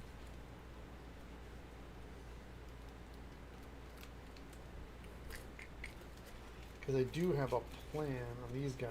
I want to.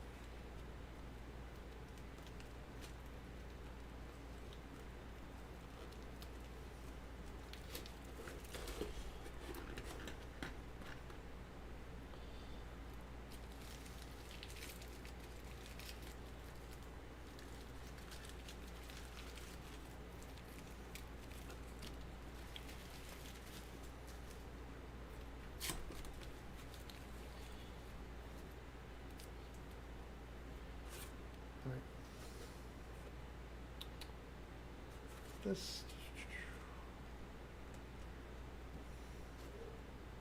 Hold on, guys. We're gonna make this.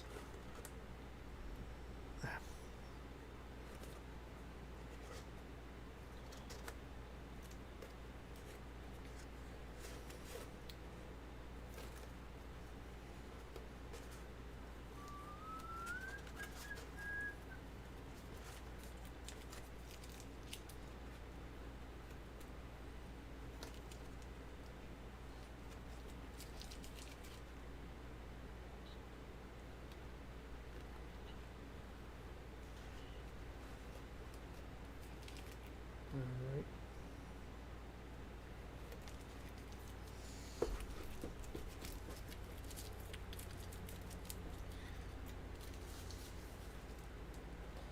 Yeah, I'm really glad I ended up painting these things the same color. This looks great. This whole debate about painting this grid a different color like I do on the other ones. I like the idea of making them look more like just a generic metallic sci-fi helmet.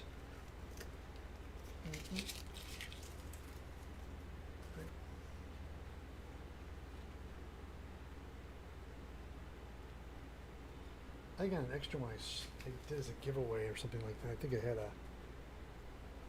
a raffle, and I should have just kept it. I would have had 3 of them. Anyway, so.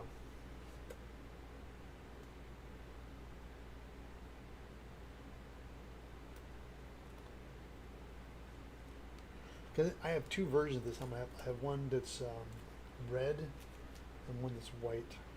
And the red one I really like too. I almost painted the other one red, but there you go.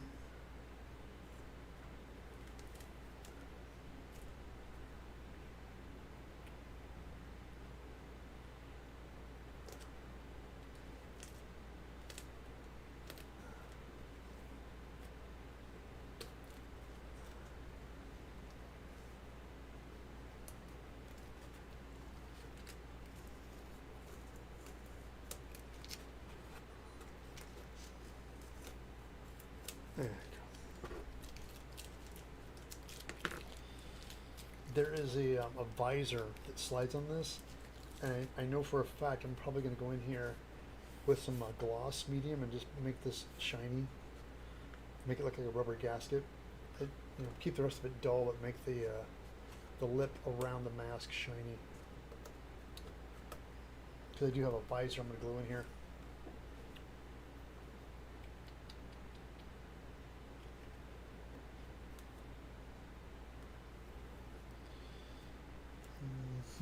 All right.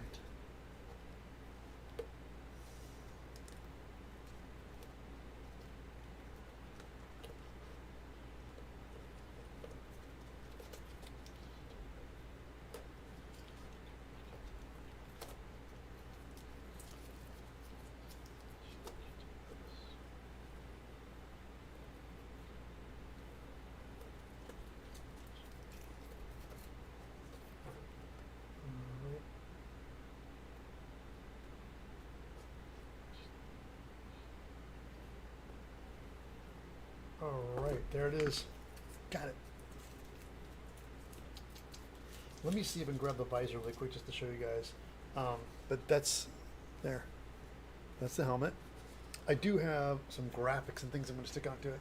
But let me see if I can find the visor here because I did number them. It says number. Oh yeah, it says number 3. So there should be a number 3 visor up here. Hold on.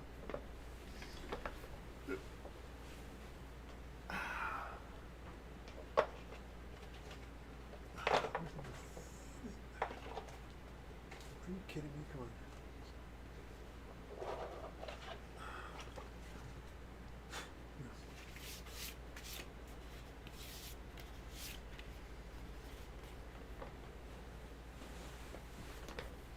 Yeah, there it is, number 3.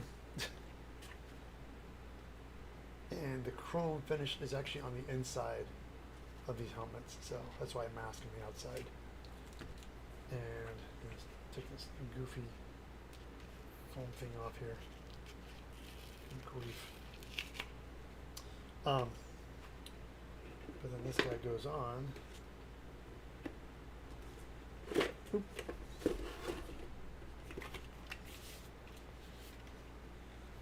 Oop, there's a hole right there. Yeah, it might be. Yeah, no, good grief. Usually you can take a little bit of silver paint and dab that, and hides it. Anyway, let me put this guy on. But there it is. That's it, guys.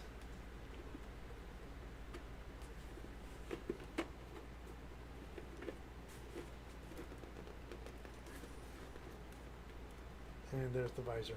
There's the helmet.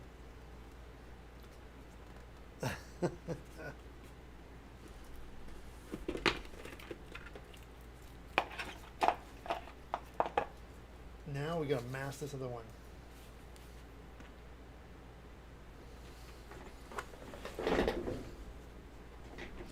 All right, guys, mission accomplished. Sorry it took so long. It is 11:22.